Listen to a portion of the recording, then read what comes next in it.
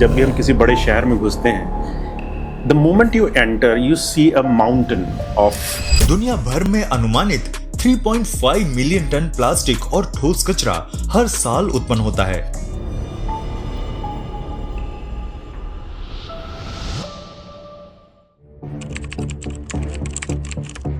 Use and throw सबसे बड़ा आतंक। वर्ल्ड एनवायरनमेंट डे आने वाला है, अचानक सब लोग अपने भारत की बात, देश की बात, एनवायरनमेंट की बात करने लगेंगे। हमें आंदोलनकारी नहीं बनना चाहिए हमें सलाहकारी बनना चाहिए। आप बिलीव नहीं करेंगे, 4 एकड़ जगह में मैंने 32,000 पेड़ लगा करके एक सुंदर जंगल बनाया बिना मिट्टी डाले। 19 साल में चप्पल नहीं पहना, सबकी नजर भारत की तरफ।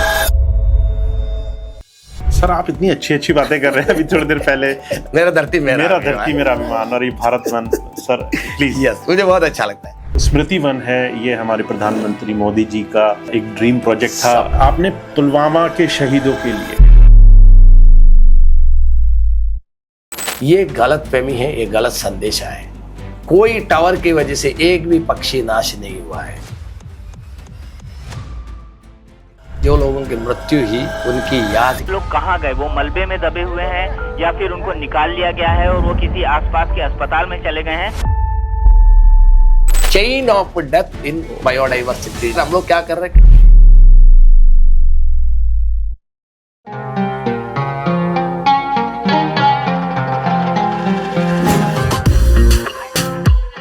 दोस्तों आज के मेहमान के पास प्रदूषण का जवाब है।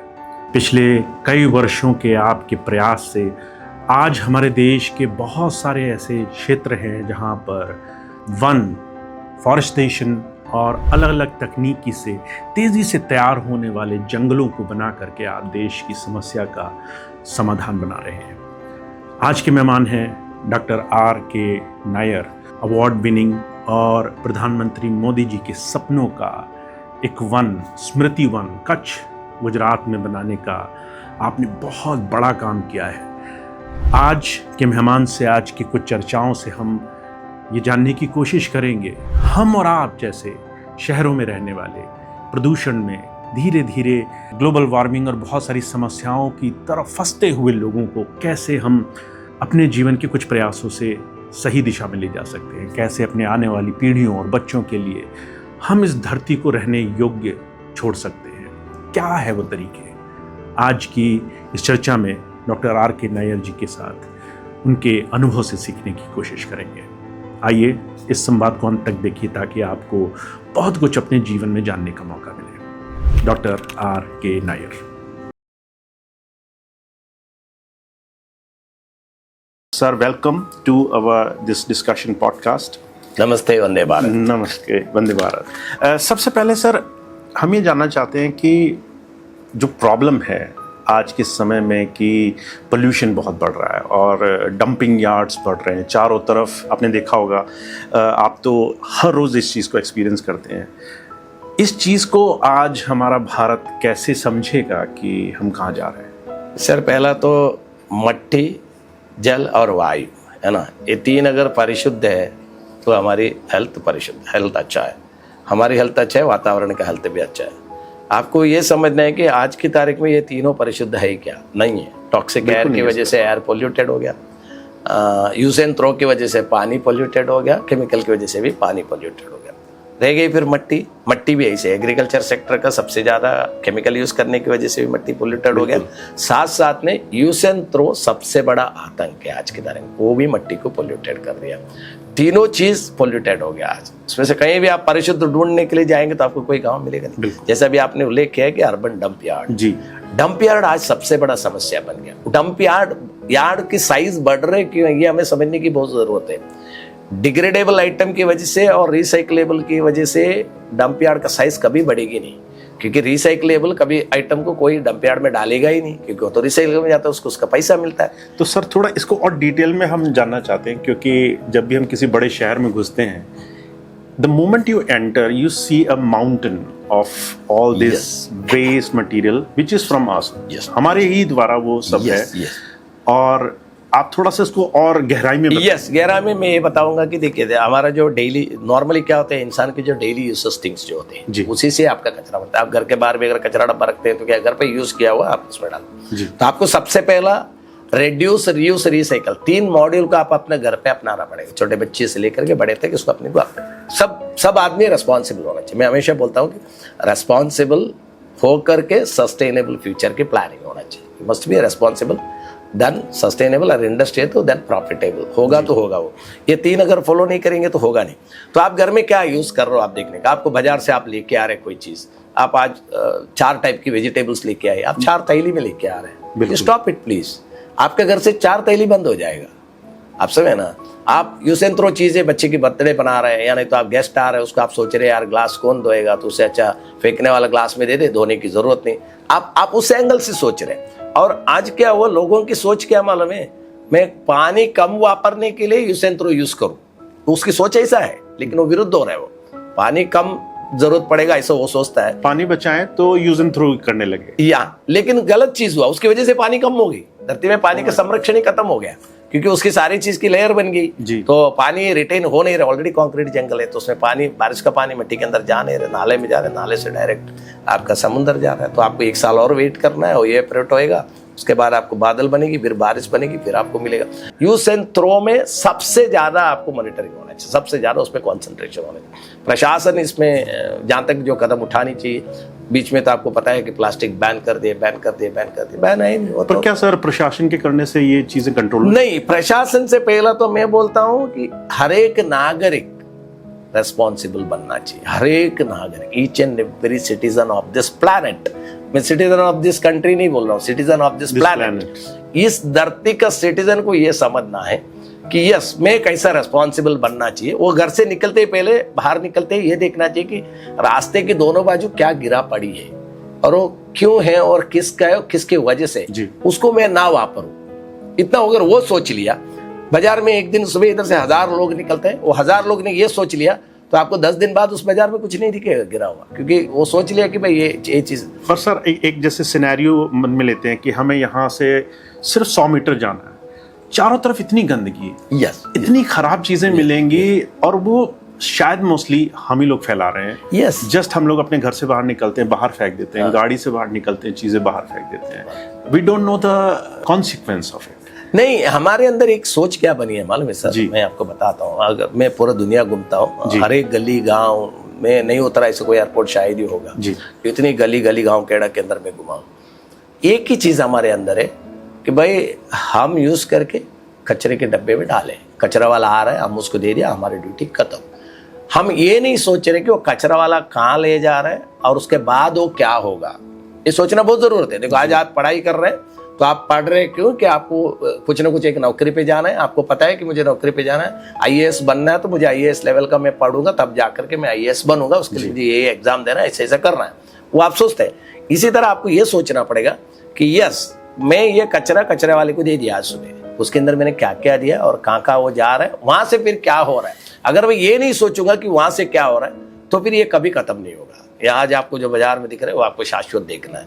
और पूरा इंडिया का, पूरा एक कंट्री का अगर आप सोचेंगे कि भाई मैं सेग्रीगेबल मॉडल में बना दूं, तो इतना आसान भी नहीं है, क्योंकि जनसंख्या बहुत ज़्यादा है और सेग्रीगेशन में लगभग 24 से 25 टाइप की सेग्रीगेशन होती है। अगर आज की तारीख का कचरा अगर बाजार में आप लाते हैं तो उसमें से आपको 25 टाइप की सेग्रीगेशन होती है।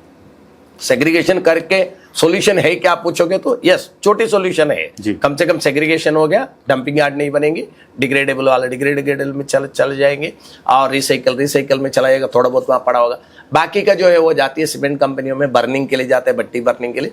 बर्निंग होने के बाद जो चीज़ें निकलती उससे से फिर कुछ ना कुछ पाउडर करके प्रोडक्ट निकलता, चलता रहता है। सीमेंट प्रोडक्ट में जाती है, वो चलता रहता है, रिसाइकल सिस्टम चालू रहता है। अगर उसमें किसी ने क्वेश्चन करेगा कि भाई टॉक्सिक एयर फिर खड़ा होता है, वो इतना बड़ा संख्या में नहीं खड़ा होता है, छोटा सा। सर जैसे अभी थोड़ी देर पहले हम लोग डिस्कस कर रहे थे कि अभी वर्ल्ड एनवायरनमेंट डे आने वाला है, और उस टाइम पे अचानक सब लोग अपने भारत की बात, देश की बात, एनवायरनमेंट की बात करने लगेंगे, और शायद कुछ होगा नहीं उसका।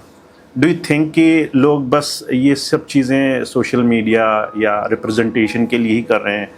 Yes, I think see today the position is with social media, technology. जी, एवरी स्टूडेंट, आप एक स्टूडेंट्स के पास से या कोई अभी की जो जनजी है उसके पास से आप मोबाइल हटा दीजिए, या नहीं तो उधर की नेटवर्क काट दीजिए 1-2 घंटे के लिए, आप देख लीजिए कैसा तड़पता है। हमने तो देखा एक जगह पे वो परेशान हो जाएगा, वो इतना परेशान हो जाएगा कि आप खुद पूछने लगेंगे कि बेटा क्या हुआ, बोलेगा अरे नेटवर्क नहीं है, नेटवर्क नहीं बोल के घूमने एग्जैक्टली आज ऐसा। अभी वो ये नहीं बोलेगा कि भाई इस एरिया में इतना कचरा है बोल के घूमता हुआ आपको कभी दिखा है? नहीं। वो स्कूल से आके आपको ये बोल दे अरे पूरे रास्ते में कचरा है, मैं जाता हूँ उधर, वो सब कचरा क्यों हुआ, वो उसके बारे में समझता हूँ, करता हूँ, पैसा नहीं मिला होगा, लेकिन टेक्नोलॉजी आ गया। तो इसकी वजह से जो आप अभी क्वेश्चन पूछे हैं कि पर्यावरण के दिन, ऐसा बहुत दिन आ रहे हैं, अर्थ डे आ रहे हैं, है ना, फिर एनिमल डे आ रहे हैं, वर्ल्ड एनिमल डे आ रहे हैं, वर्ल्ड अर्थ डे आ रहे हैं, वर्ल्ड वाटर डे आ रहे हैं, वर्ल्ड एनवायरमेंट डे आ रहे हैं, सारे डे तो बना दिया है ना। हम जैसे हमारी बर्थडे बना दिया, एनिवर्सरी बना दिया, पापा का बना दिया, मम्मी को, ऐसे सारे डे को तो हमने डाल दिया। वो डे को आज के तारीख में सोशल मीडिया में केवल एक दूसरे को मैसेज भेजने के लिए ही यूज किया जा रहा है।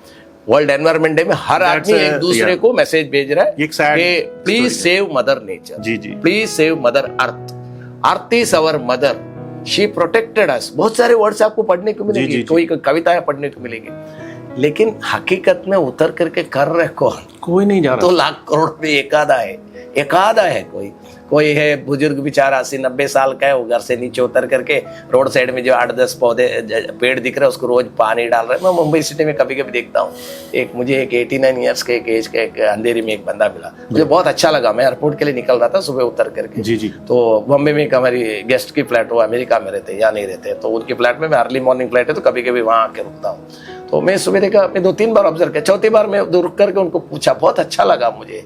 मैंने बोला काका मुझे बहुत अच्छा लगा, आप कम से कम ये पेड़ इतना बड़ा है उसको फिर भी आप पानी दे रहे हैं, तो आपका प्यार है उसके ऊपर। जी। तो बोले बेटा मैं तो रोज करता हूँ, बोले उसको रोज पानी डाले बिना, बोला मैं चाय नहीं पीता हूँ। तो ऐसे लोग कितने हैं, पूरे आप बॉम्बे घूमेंगे आपको कुछ लोग ऐसे मिलेंगे। तो पर्यावरण के दिन, पर्यावरण का नाम से सेल्फी लेना, पर्यावरण के नाम से एक बैनर लगाना, पर्यावरण के नाम से एक डिजिटल संदेश भेजना, पर्यावरण के नाम से एक छोटी सी वीडियो बना करके डालना, इतना ही काफी नहीं है। जी सर, है ना। ये तो फिर भी आप 0 में ही हैं, आप 1 पे भी पहुंचा नहीं। कम से कम आपको ये समझना होगा कि मैं पर्यावरण के दिन 1 पौधे कम से कम लगाऊं, और दूसरा पर्यावरण के दिन मैं फिर उसके पास खड़ा रह के उसके साथ सेल्फी निकाल करके ये बोलूं कि ये 2025 का पर्यावरण के दिन लगा हुआ पौधा है, अब ये 8 फुट की हो चुकी है। फिर एक पर्यावरण के दिन फिर एक आप लगा रहा है, ऐसे आप हर पर्यावरण के दिन एक लगा हुआ के साथ एक सेल्फी निकाल करके लोगों को अगर आप ये बोलेंगे और प्रेरणा देंगे, अगले साल आप फिर 3 जन को और ले जाएंगे। जैसा भी हम स्टूडेंट्स को बहुत सारे लेके जा रहे हैं, दिखा रहे हैं, बहुत सारे स्टूडेंट्स अडॉप्ट कर रहे हैं, तो इस तरह करना पड़ेगा। तब भी बहुत कम है, क्योंकि विकास हो रहे, विकसित भारत विकास हो रहे, विकास बहुत जरूरी है। जी। मैं हमेशा लोगों को बोलता हूँ कि हमें आंदोलनकारी नहीं बनना चाहिए, हमें सलाहकारी बनना चाहिए, सलाह देने वाला बनना चाहिए। मैं आंदोलन तो कर दूं, यहाँ पे अभी लखनऊ में समझो 10 पेड़ कट रही है, मैं आंदोलन कर दूं जाकर, बहुत आसान है। 10-25 लोगों को लेके गया, बोला नहीं कटेगा, नहीं कटेगा, नहीं कटेगा। अरे नहीं कटेगा ठीक है, वहां से एक ब्रिज जाना है, करेंगे क्या? तो उसका पर्याप्त उपाय क्या है वो समझने की बहुत जरूरत है। तो हमारे पास बहुत सारे ऐसे जगह हम उसको उपाय ढूंढ सकता है, लेकिन उपाय ढूंढ करके हकीकत में करेंगे या सर, नहीं? मेरे दिमाग में बहुत सारे सवाल आ रहे हैं, क्योंकि अभी एग्जैक्टली इस चीज़ का एक सोल्यूशन आपने जो डंप यार्ड को चेंज करके फॉरेस्टेशन किया, जिसके लिए आपको वसुंधरा अवार्ड मिला। तो फर्स्ट ऑफ ऑल इस अचीवमेंट के लिए आपको बहुत बहुत धन्यवाद, क्योंकि बहुत हार्ड वर्क लगता है।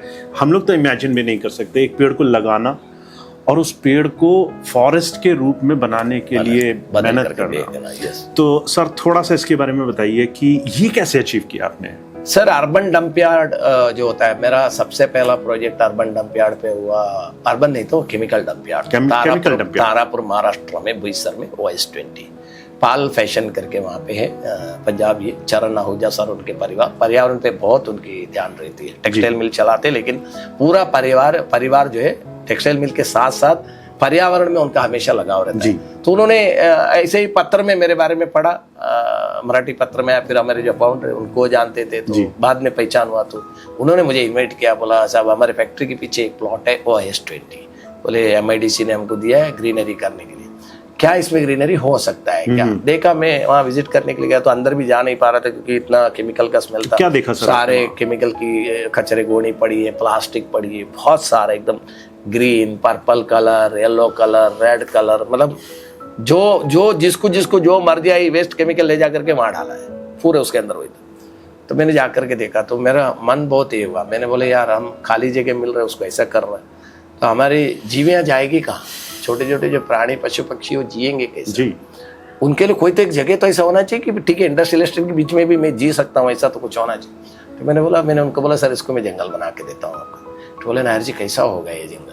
बोले सर वो मैं करता हूँ, वो मेरा कलाकारी है, लेकिन मैं बना दूंगा इसको। और आप बिलीव नहीं करेंगे, 4 एकड़ जगह में मैंने 32,000 पेड़ लगा करके एक सुंदर जंगल बनाया, बिना मिट्टी डाले। बिना मिट्टी डाले सर? 1 कप मिट्टी उसके अंदर कहीं से लाके डाला नहीं है मैंने।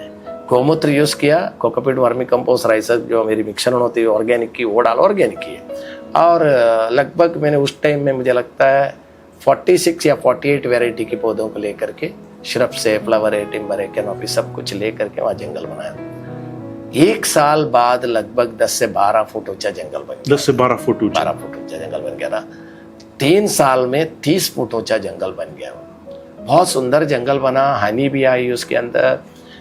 उसके बाद बहुत सारे पक्षियाँ करके घर बनाने लगी, उनके यहाँ उमेश जी करके वो पक्षियों की बहुत सारे फोटोग्राफी लेने लगे, मुझे भेजने लगे। मुझे देख करके बहुत मज़ा अच्छा लग रहा था। और 2017 में उसको महाराष्ट्र सरकार पोल्यूशन कंट्रोल बोर्ड ने हाईलाइट किया है कि भाई एक केमिकल डंप यार्ड को कन्वर्ट करके एक फॉरेस्ट बनी हुई, तो वसुंधरा अवार्ड उसमें 2017 में उसमें मिला। Sir hats off to you, क्योंकि बहुत कठिन है, बहुत कठिन है।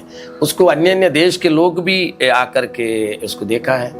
अपना नासा का कनेक्टेड एक साइंटिस्ट है Emmanuel De Silva sir, ex world bank employ भी है, एनवायरमेंट एग्रीकल्चर एनवायरमेंट साइंटिस्ट भी है वो। उन्होंने भी आकर के देख करके बोला कि Nair ji, this is not so much easy to convert one exactly sir into a forest. So same thing I did in Vijayawada also. Vijayawada में अर्बन डंप यार्ड था, जो अभी आप शहरों में देख रहे हैं जी। अब बोला अभी पर्वत बना होता है, पूरा कचरा, लोग वहां से ऐसा रुमाल ऐसा करके दुपट्टा मुंह में रख के जाते थे। आज वहाँ लोग रुक के सेल्फी निकाल रहे हैं। उसको हमने पोल्यूशन उसको कन्वर्ट कर करके फॉरेस्ट बनाया। जब उसको फॉरेस्ट बना रहा था तो हमारे साथ ग्रीन ब्यूटिफिकेशन कॉरपोरेशन करके आंध्रा में उसका चेयरमैन थे चंद्रमोहन रेड्डी गारू साहब। उन्होंने बोला नायर जी ये तो पूरा प्लास्टिक से भरा है, सारे प्लास्टिक निकालना पड़ेगा। मैंने बोला सर ऊपर जो दिखता है वो मैं निकाल रहा हूँ, नीचे तो मैं जितनी खोदूंगा उतना नीचे प्लास्टिक ही है। मैं पौधे लगा के जंगल बना के आपको देता हूँ, वो प्लास्टिक अपने आप चूरा होकर पाउडर होना शुरू होएंगे। ये जो जंगल की जो पत्ते गिरेंगे, वो जो कीड़े बनेंगी, वो कीड़े उसको पाउडर कर देंगे, वो तो जंगल बन जाएगा तो मिट्टी में कन्वर्ट कर। और हकीकत में उन्होंने एक्सेप्ट नहीं किया, उन्होंने बोला नहीं इसको सारे। मैंने बोला सर मेरे लिए एक स्टडी होगा, आपके लिए भी एक स्टडी होगा, कर देते हैं। और ऐसा किया, आप बिलीव नहीं करेंगे जी, सारे एक घना जंगल बन गए, इतना सुंदर है, बहुत सुंदर है। और वहाँ कोई प्लास्टिक आपको दिखेगा नहीं, मिट्टी के अंदर है, अभी अंदर एक प्लास्टिक आपको भी नहीं जी जी। सर आप बहुत सारे बच्चों के साथ भी काम करते हैं, मैंने आपकी बहुत सारी प्रोफाइल देखी है, उन सबको आप मोटिवेट करते हैं, उन सबको आगे बढ़ाना चाहते हैं नेचर की तरफ, ताकि पोल्यूशन और ये स्थिति समझ सके। अभी थोड़ी देर पहले आपने बोला भी कि जो बच्चे हों उन्हें हमें ऐसी जगह ले जाना चाहिए, नदी के किनारे या डंप यार्ड दिखाना चाहिए। उसके पीछे क्या थॉट प्रोसेस है, थोड़ा सर मैंने इसके लिए बच्चों को अडॉप्ट करने, कुछ बच्चों के अंदर संदेश जाने के लिए शुरू इसके लिए किया। देखिए बड़ों में आप कितने भी बुद्धि डाल दें ना, उसके एक लिमिटेशन से, क्योंकि वो बहुत सारी जिम्मेदारी से लगा हुआ होता है। उसको EMI भरना है, उसको लाइट बिल भरना है, घर का खर्चा देखना है, उसको काम का टेंशन देखना है, बिजनेस का टेंशन देखना है। वो क्या पर्यावरण को देखने के लिए निकलेगा? वो तो सुबह उठते ही पता चला उसको फैक्ट्री की टेंशन है, सुबह उठते ही पता चला उसको जॉब का टेंशन है, शाम हो गया घर आ गया उसको वर्क करना है, वो तो उसी में उलझा हुआ है 24 घंटा। तो मुझे लगा बच्चे हैं जो सारे चीज को जल्दी अडॉप्ट कर लेते हैं। हम बच्चे में कुछ बोलते बेटा ये ऐसा नहीं होना चाहिए छोटे में, तो वो उसी को अंत तक वो समझ लेता है। तो मैंने बोला कि उसको छोटा नर्सरी का बच्चों से क्यों ना शुरू कर दें। तो हमने सबसे पहले किया नर्सरी का बच्चों से शुरू, कि यूज एंड थ्रो बंद करना है। सबसे पहले वही शुरू किया, यूज एंड थ्रो बंद करना है। बच्चे बर्थडे सेलिब्रेट करते हैं, उसी नर्सरी स्कूल में सबसे पहले वहीं से शुरू किया मैंने। ट्विंकल नर्सरी स्कूल का नाम है। मैंने बोला यहाँ पे आज के बाद आप कितने बच्चे पढ़ रहे उतने आप स्टील का प्लेट और स्टील का ग्लास रखेंगे, वो बच्चे अपने अपने बर्थडे में घर ले जाएंगे, वहाँ पर वापस लाके आपको दे देंगे। दूसरा बच्चा अपना बर्थडे में ले जाएगा लाके, ताकि यूज एंड थ्रो बंद हो जाए। ये क्या हम हर जगह कर सकते हैं सर? यस, ये हर जगह रेप्लिकेशन होना चाहिए, हर जगह रेप्लिकेशन होना चाहिए। हमने तो उसके बाद एक सब्जेक्ट भी शुरू किया, माई प्लैनेट माई प्राइड। मैं बहुत सारे स्कूलों में उसकी एजुकेशन सब्जेक्ट की तरह के बहुत बच्चों को उसके लेक्चर दे रहा हूँ। My planet my pride my planet my pride के तौर पे बच्चों को ऐड कर रहा हूँ कि भाई यस, आपको ऐसा होना चाहिए कि मेरा धरती मेरा अभिमान, ऐसा आपको लगना चाहिए यस मेरा धरती बहुत सुंदर है। मैं कैसा कपड़े पहन करके सुबह मस्त निकलता हूँ घर से बाहर, है ना, मैं मेकअप कर रहा हूँ। अभी बेटी है तो बेटी अच्छे से मेकअप कर रही है, सोचती है अपने आप को सुंदर रहना चाहिए। लड़का भी घर से बाहर निकलता है तो सोचता है मैं अच्छा पैंट पहनना चाहिए, अच्छा जूता पहनना चाहिए, अच्छे टी शर्ट होनी चाहिए, मेरे बाल अच्छी कटी होनी चाहिए। ये सारे बच्चे सोचते हैं, लेकिन वो ये क्यों नहीं सोचते कि मैं बाहर निकल करके जिस धरती से चल रहा हूँ उस धरती भी मुझे बहुत सुंदर दिखी। ये सोच उसके अंदर बनना चाहिए। इसके लिए जब आप कह रहे हैं ना तो गूज बम्स आ रहे हैं अंदर कि मेरी धरती मेरा अभिमान। तो बच्चों में बहुत बहुत बहुत उत्साह के साथ बच्चे ने उसको अडॉप्ट किया। जिस बच्चों को मैंने संदेश दिया वो बच्चे आज भी बर्थडे में यूज एंड थ्रो यूज नहीं कर रहे हैं। एक बच्चे का ऐसा स्टोरी हुआ जी, पापा ने गलती से थैली, बच्चा तो स्कूल से प्लेट तो लाया था लेकिन केक पापा ने थैली में लेके आ गया। जैसे घर पहुंचा बच्चे ने मना कर दिया, मैं बर्थडे सेलिब्रेट नहीं करूंगा। बोला क्यों? बोला पापा ये थैली आप वापस देख के आओ दुकान में। उनको मुझे फोन करना पड़ा, बाद में टीचर को फोन किया, टीचर से मेरा नंबर ले लीजिए। सर बोला सर प्लीज अभी आज मैं अभी प्लास्टिक कल दे दूंगा लेकिन बच्चों को आप मना लीजिए। बोला नहीं, बोला मैं इसके लिए बच्चे को नहीं मना सकता हूँ, आप प्लास्टिक वापस देख के आ जाइए, बच्चा बर्थडे सेलिब्रेट कर लेगा।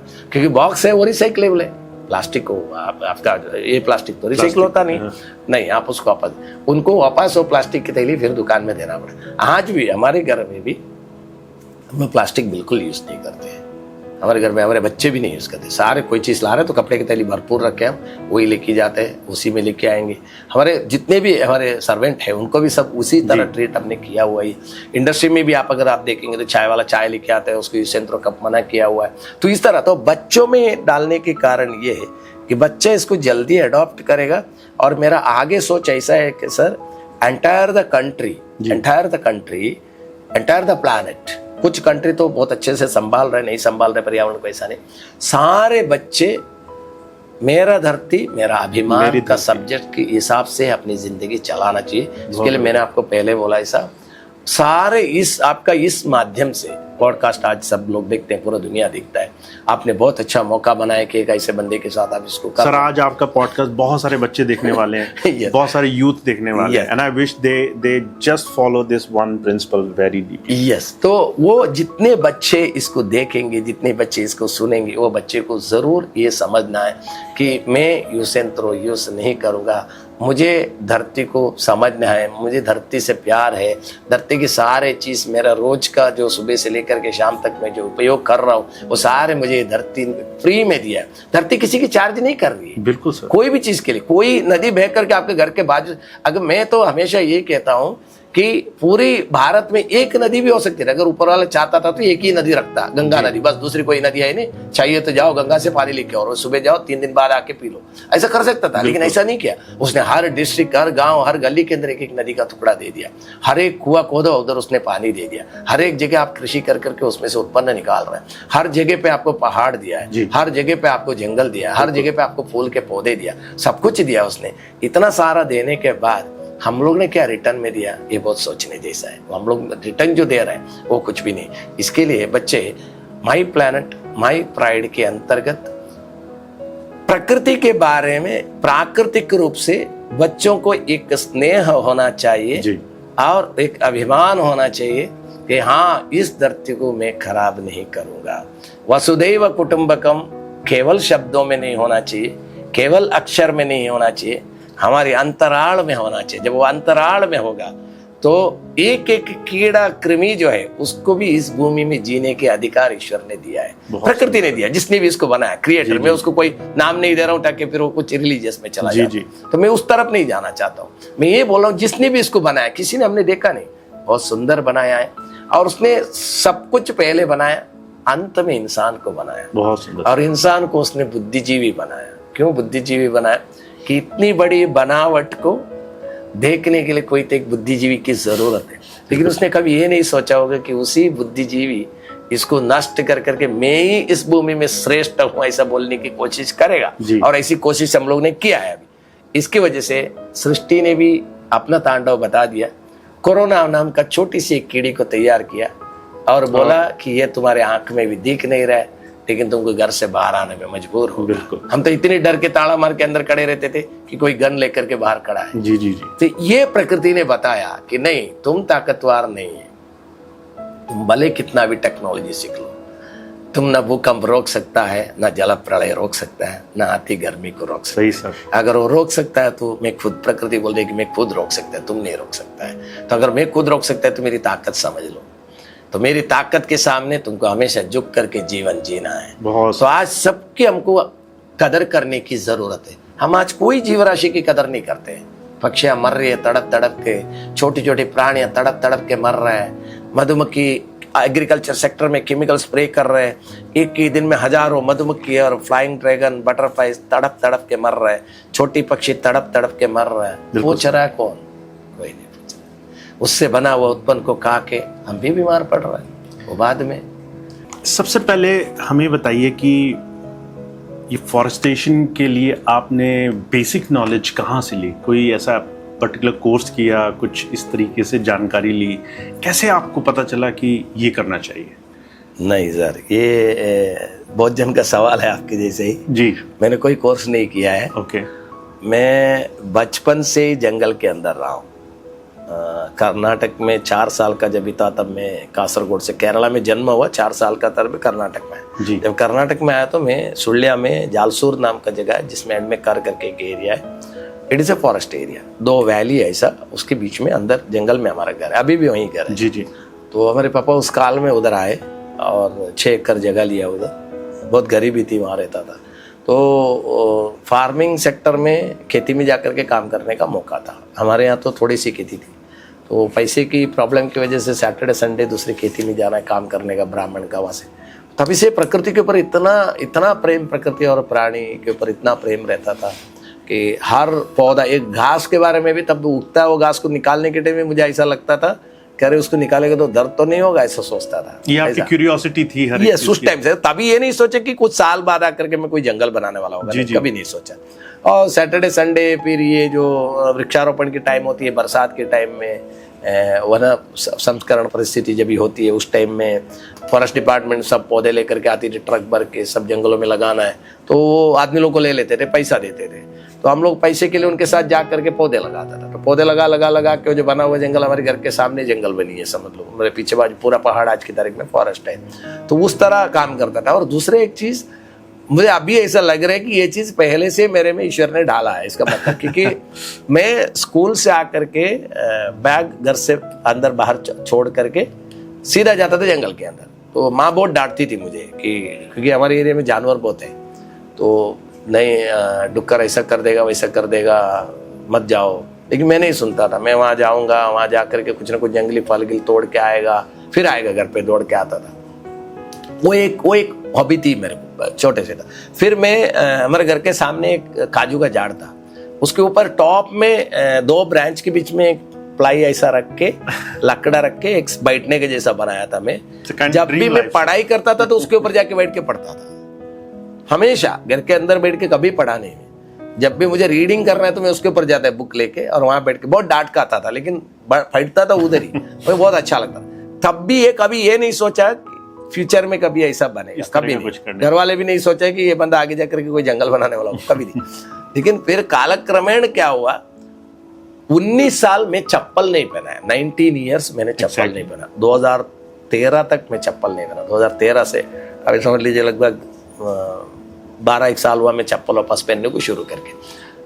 19 ईयर्स नहीं पहना मैंने, बिना चप्पल का ही घूमता रहा। क्यों अगर आप पूछोगे तो मुझे नहीं अच्छा लगता था। मतलब मैं चप्पल पहन के धरती में पैर रखता था, मुझे ऐसा लगता था कि नहीं मैं भूमि के छाती पे पैर रख रहा हूँ, चप्पल पहन के सही नहीं है, ऐसा मुझे लगता था। तो आप हमेशा से नेचर से कनेक्ट रहे? हाँ, यस। अच्छा, तभी भी ये नहीं सोचा। अच्छा जूता पहनता था, अचानक एक दिन छोड़ा तो घर में पूछे तो मैंने बोला नहीं मुझे अच्छा नहीं लग रहा, मैं अच्छा नहीं पहन रहा हूँ, बस ऐसे छोड़ा। तब भी ये नहीं सोचा कि किसी दिन जा करके कोई मैं प्रकृति के लिए काम करने वाला बनेगा, कभी नहीं सोचा। फिर एक मौका ऐसा आया, वो 2011 की करीब है, 2010-11 के बीच में एक रोड कंस्ट्रक्शन के लिए बहुत सारे पेड़ काटे गए। फिर उसमें से एक पक्षी की घर अंडे के साथ गिरा हुआ, मैंने वो आपका वीडियो देखा है सर, एग्जैक्टली। पक्षी रो रही है, वहां से चेंज ही हुआ। यस, वो देख करके मैंने बोले यार इसका क्या कसूर है। हमारे घर गिराता है तो कलेक्टर नोटिस देता है हमको, वहाँ से निकलने का मौका देता है। कम से कम पक्षी का अंडे में से बच्चा बाहर निकल करके जाने का तो सोच के उसके बाद तो काटे, उसे पहले काट दिया। अब उसको उतना समय भी नहीं दिया। तो अभी भी मैं बहुत सारे रोड प्रोजेक्ट वाले को कहीं मिलता है तो मैं बोलता हूँ, सर पेड़ काटने से पहले एक बार देख लीजिएगा कोई पक्षी का घर तो नहीं है उसमें। तो सर जैसे अभी ये पॉडकास्ट के द्वारा भी मैं सबको ये संदेश दे रहा हूँ, जी जी, पेड़ अगर आपको मजबूरी में काटना ही है, मजबूरी में काटना ही है आपको, तो आप पहले ये देखिए कि कोई पक्षी का घर तो नहीं है। अगर घर है तो आप ये देखिए कि उसमें अंडा है क्या। अगर अंडा है तो उसको बच्चा होकर जाने का समय दे दीजिए। महीना 2 महीने के अंदर वो बच्चा होकर के बाहर निकल जाता है। एक बार निकल गया उसके बाद आप काट दीजिए। नहीं तो क्या होगा, कभी हो सकता है कि उस पक्षी का वो आखिरी संतान हो, मेल हो फीमेल अभी नहीं बचा हो, तो कम से कम उसमें से 2 बच्चे फीमेल और निकलेंगे तो संतति आगे बढ़ेगी, नहीं तो संतति आगे बढ़ेगी नहीं। तो वो जो पॉइंट था वो मुझे फिर से नहीं, अब मैं पक्षियों के लिए ऐसी जगह जंगल बनाऊंगा जहां कभी कोई विकास के लिए नष्ट होगा ही नहीं। उसी दिन मैंने ये ठान लिया था कि जहां भी फ्यूचर में 100 साल 2 साल बाद विकसित होने वाला हो वहां मैं पेड़ नहीं लगाऊंगा। मैं वैसी जगह जंगल बनाऊंगा जहां कोई वहां पे आके हाथी नहीं लगे। इसके लिए आज भी मैं जो फॉरेस्ट बना रहा हूँ, आपको पता है, एक डंप यार्ड, ठीक है, एक सी शोर, दरिया किनारे, कोई डेवलपमेंट नहीं होने वाला है ऐसा जगह, वो भी ग्राम पंचायत का गौचरण लैंड। गौचरण लैंड में कोई कंस्ट्रक्शन हो नहीं सकता है, परमिशन नहीं है आपको, ऐसी जगह। फिर पहाड़, जिस पहाड़ को कोई काम के लिए कोई यूज ही नहीं कर रहा, पत्थर से भरा है, वहां जंगल बना रहा हूं ताकि उसको कोई यूज नहीं करे, कोई तोड़े नहीं कभी। नहीं तो क्या होता है, विकास के लिए हमें कहीं ना कहीं फिर डिमोलिश करना है। पर सर ये एक बहुत बड़ा काम है, कमेंडेबल जॉब है कि आप जितनी आसानी से कह रहे हैं मैं जंगल बना रहा हूँ, आज की तारीख में कोई एक पेड़ नहीं लगाता है। और अगर पेड़ लगाता है तो लोग 10 जगह उसको प्रमोट करते हैं, उसको 10 जगह बताते हैं, इवन भूल जाते हैं बाद में कि हमने कोई पेड़ लगाया, उसको केयर की ज़रूरत है। पर आप जंगल लगा रहे हैं, उसको केयर करते हैं और बहुत समय तक। इवन आपने एक नई टेक्निक जिस पे आप काम कर रहे हैं, जापान की कोई टेक्निक है, मियावाकी टेक्निक, जिससे आप कम समय में पूरे फॉरेस्ट बना देते हैं। सर मैंने मियावाकी जो मेथड है उसको एग्जैक्टली मैंने कॉपी नहीं किया हुआ है। बहुत सारे लोगों ने यूट्यूब में वगैरह देख करके आज भी बना रहा है जी। मैंने इसके लिए कॉपी नहीं किया कि घना जंगल की पद्धति तो मेरे दिमाग के अंदर था ही, जंगल जी, उसके अंदर एक घना वन, अर्बन फॉरेस्ट नाम उसको देना है। तो सोच रहा था, तो उसी टाइम में मियावाकी मेथड दिखा कि भाई ये मियावाकी मेथड है, जो नजदीक पौधे लगाओ, अलग अलग वैरायटी को लगाओ, करो। फिर मियावाकी मेथड में देखा तो क्या था कि भाई यहाँ से मट्टी निकालो, वहाँ पे नया लाल कलर की मट्टी ला के डाल दो, फिर करो, ऐसा सब थी, फिर मार्किंग करो, वैसे सब करके करना। मैं सारी चीज को अवॉइड कर दिया। सारी चीज को इसके लिए अवॉइड किया कि मैंने बोला जापान में जापानीज टेक्नोलॉजी, जापान में इन्वेंशन हुई, जापान में उसको ढूंढना है। हम तो भारत में कर रहे हैं, बिल्कुल। और भारत में भी अलग अलग जगह अलग अलग मट्टी के लक्षण अलग अलग है, पर्यावरण की व्यवस्था अलग अलग है, भौगोलिक जो व्यवस्था है वो अलग अलग है। तो उसके अनुसार मुझे करना है। मैं कोई मट्टी कहीं से ला के डाल के बनाऊंगा नहीं, बिल्कुल। मैं as it is where it is condition में बनाऊंगा। बनता है कि नहीं बनता है मुझे वो भी देखना है, वो मेरा टेक्नोलॉजी होगा। तो मैंने उस तरह किया है कि अभी हाल ही में मैंने गोवा में एक प्रोजेक्ट किया है जी, मनोहर पर्रिकर इंटरनेशनल एयरपोर्ट में, मोपा एयरपोर्ट बोलते हैं। 55,000 पेड़ लगाया उसके अंदर। आप जाके देखेंगे तो पूरा का पूरा पत्थर है, वो एरिया ही पूरा पत्थर है, लेटरेट स्टोन जिसको बोलते हैं, लाल कलर का। उसमें बहुत बार चर्चा हुआ, मीटिंग हुआ, बोला नहीं, बहुत सारे लोगों ने आकर के देखा, बोला इसको पूरा निकाल के मट्टी भरे बिना होगा नहीं, हमको बुलाएगा। हमने देख करके बोला कि एक बूंद मट्टी डाले बिना ही मैं इसको बना दूंगा। आप बिलीव नहीं करेंगे, क्रैकर से, ब्रेकर जो होता है पत्थर फाड़ने का, ब्रेकर से सारे पत्थर को फाड़ी गई, बाद में पत्थर को चूरा किया गया, फिर उसमें मैंने जंगल बनाया। अभी आप जाकर के देख लीजिए, 1 साल पूरा हो चुका है, ऑलमोस्ट 12 फीट क्रॉस कर दिया वो जंगल। फॉरेस्ट है अच्छा खासा, फर्स्ट क्लास फॉरेस्ट। तो मैं इस टेक्नोलॉजी को, अभी जैसा जापान टेक्नोलॉजी से इंडिया में कार बनती जी, तो वो तो इंडिया में बना रहे, उसको इंडिया का नाम दे रहे। तो मैंने उसको, उस टेक्नोलॉजी को समझा, खाली दिमाग से, जाके स्टडी नहीं किया, कोई यूनिवर्सिटी में नहीं गया, कुछ नहीं। मैंने चेक किया कि वो क्या और मैं क्या कर रहा हूँ, तो मुझे बहुत अंतर दिखा उसमें और इसमें। तो आपने कोई नाम दिया सर अपनी इस टेक्नोलॉजी? अभी मैं जो जंगल, जितने भी जंगल बना रहा हूँ, उसको मैंने नाम दिया भारत वन। भारत वन, अपना भारत का अपना भारत वन।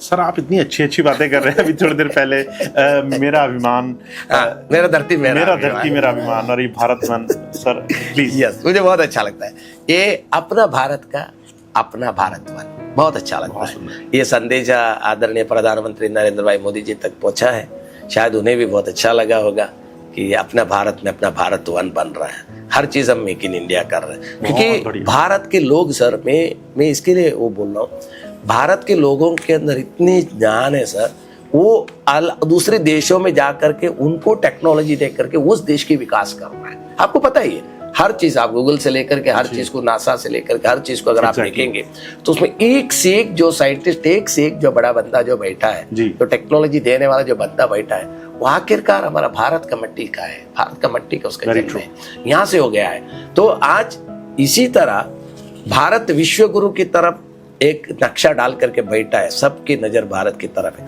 ऐसे में कोई भी मिट्टी में कैसे भी कंडीशन में कहाँ भी कभी भी जंगल बनाने की एक तरीका अगर किसी ने बनाया तो वो भारत वन का तरीका होना चाहिए। बहुत तो बच्चे इसको अडॉप्ट करना चाहिए कि ये है भारत वन। उसमें बहुत बदलाव मैंने किया। बहुत सारे लोगों ने मुझे अभी रिसेंटली पूछा भी कि अर्थ डे के दिन मैंने उसको नाम दिया तो लोगों ने पूछा कि सर क्या आपने उसमें बदलाव किया।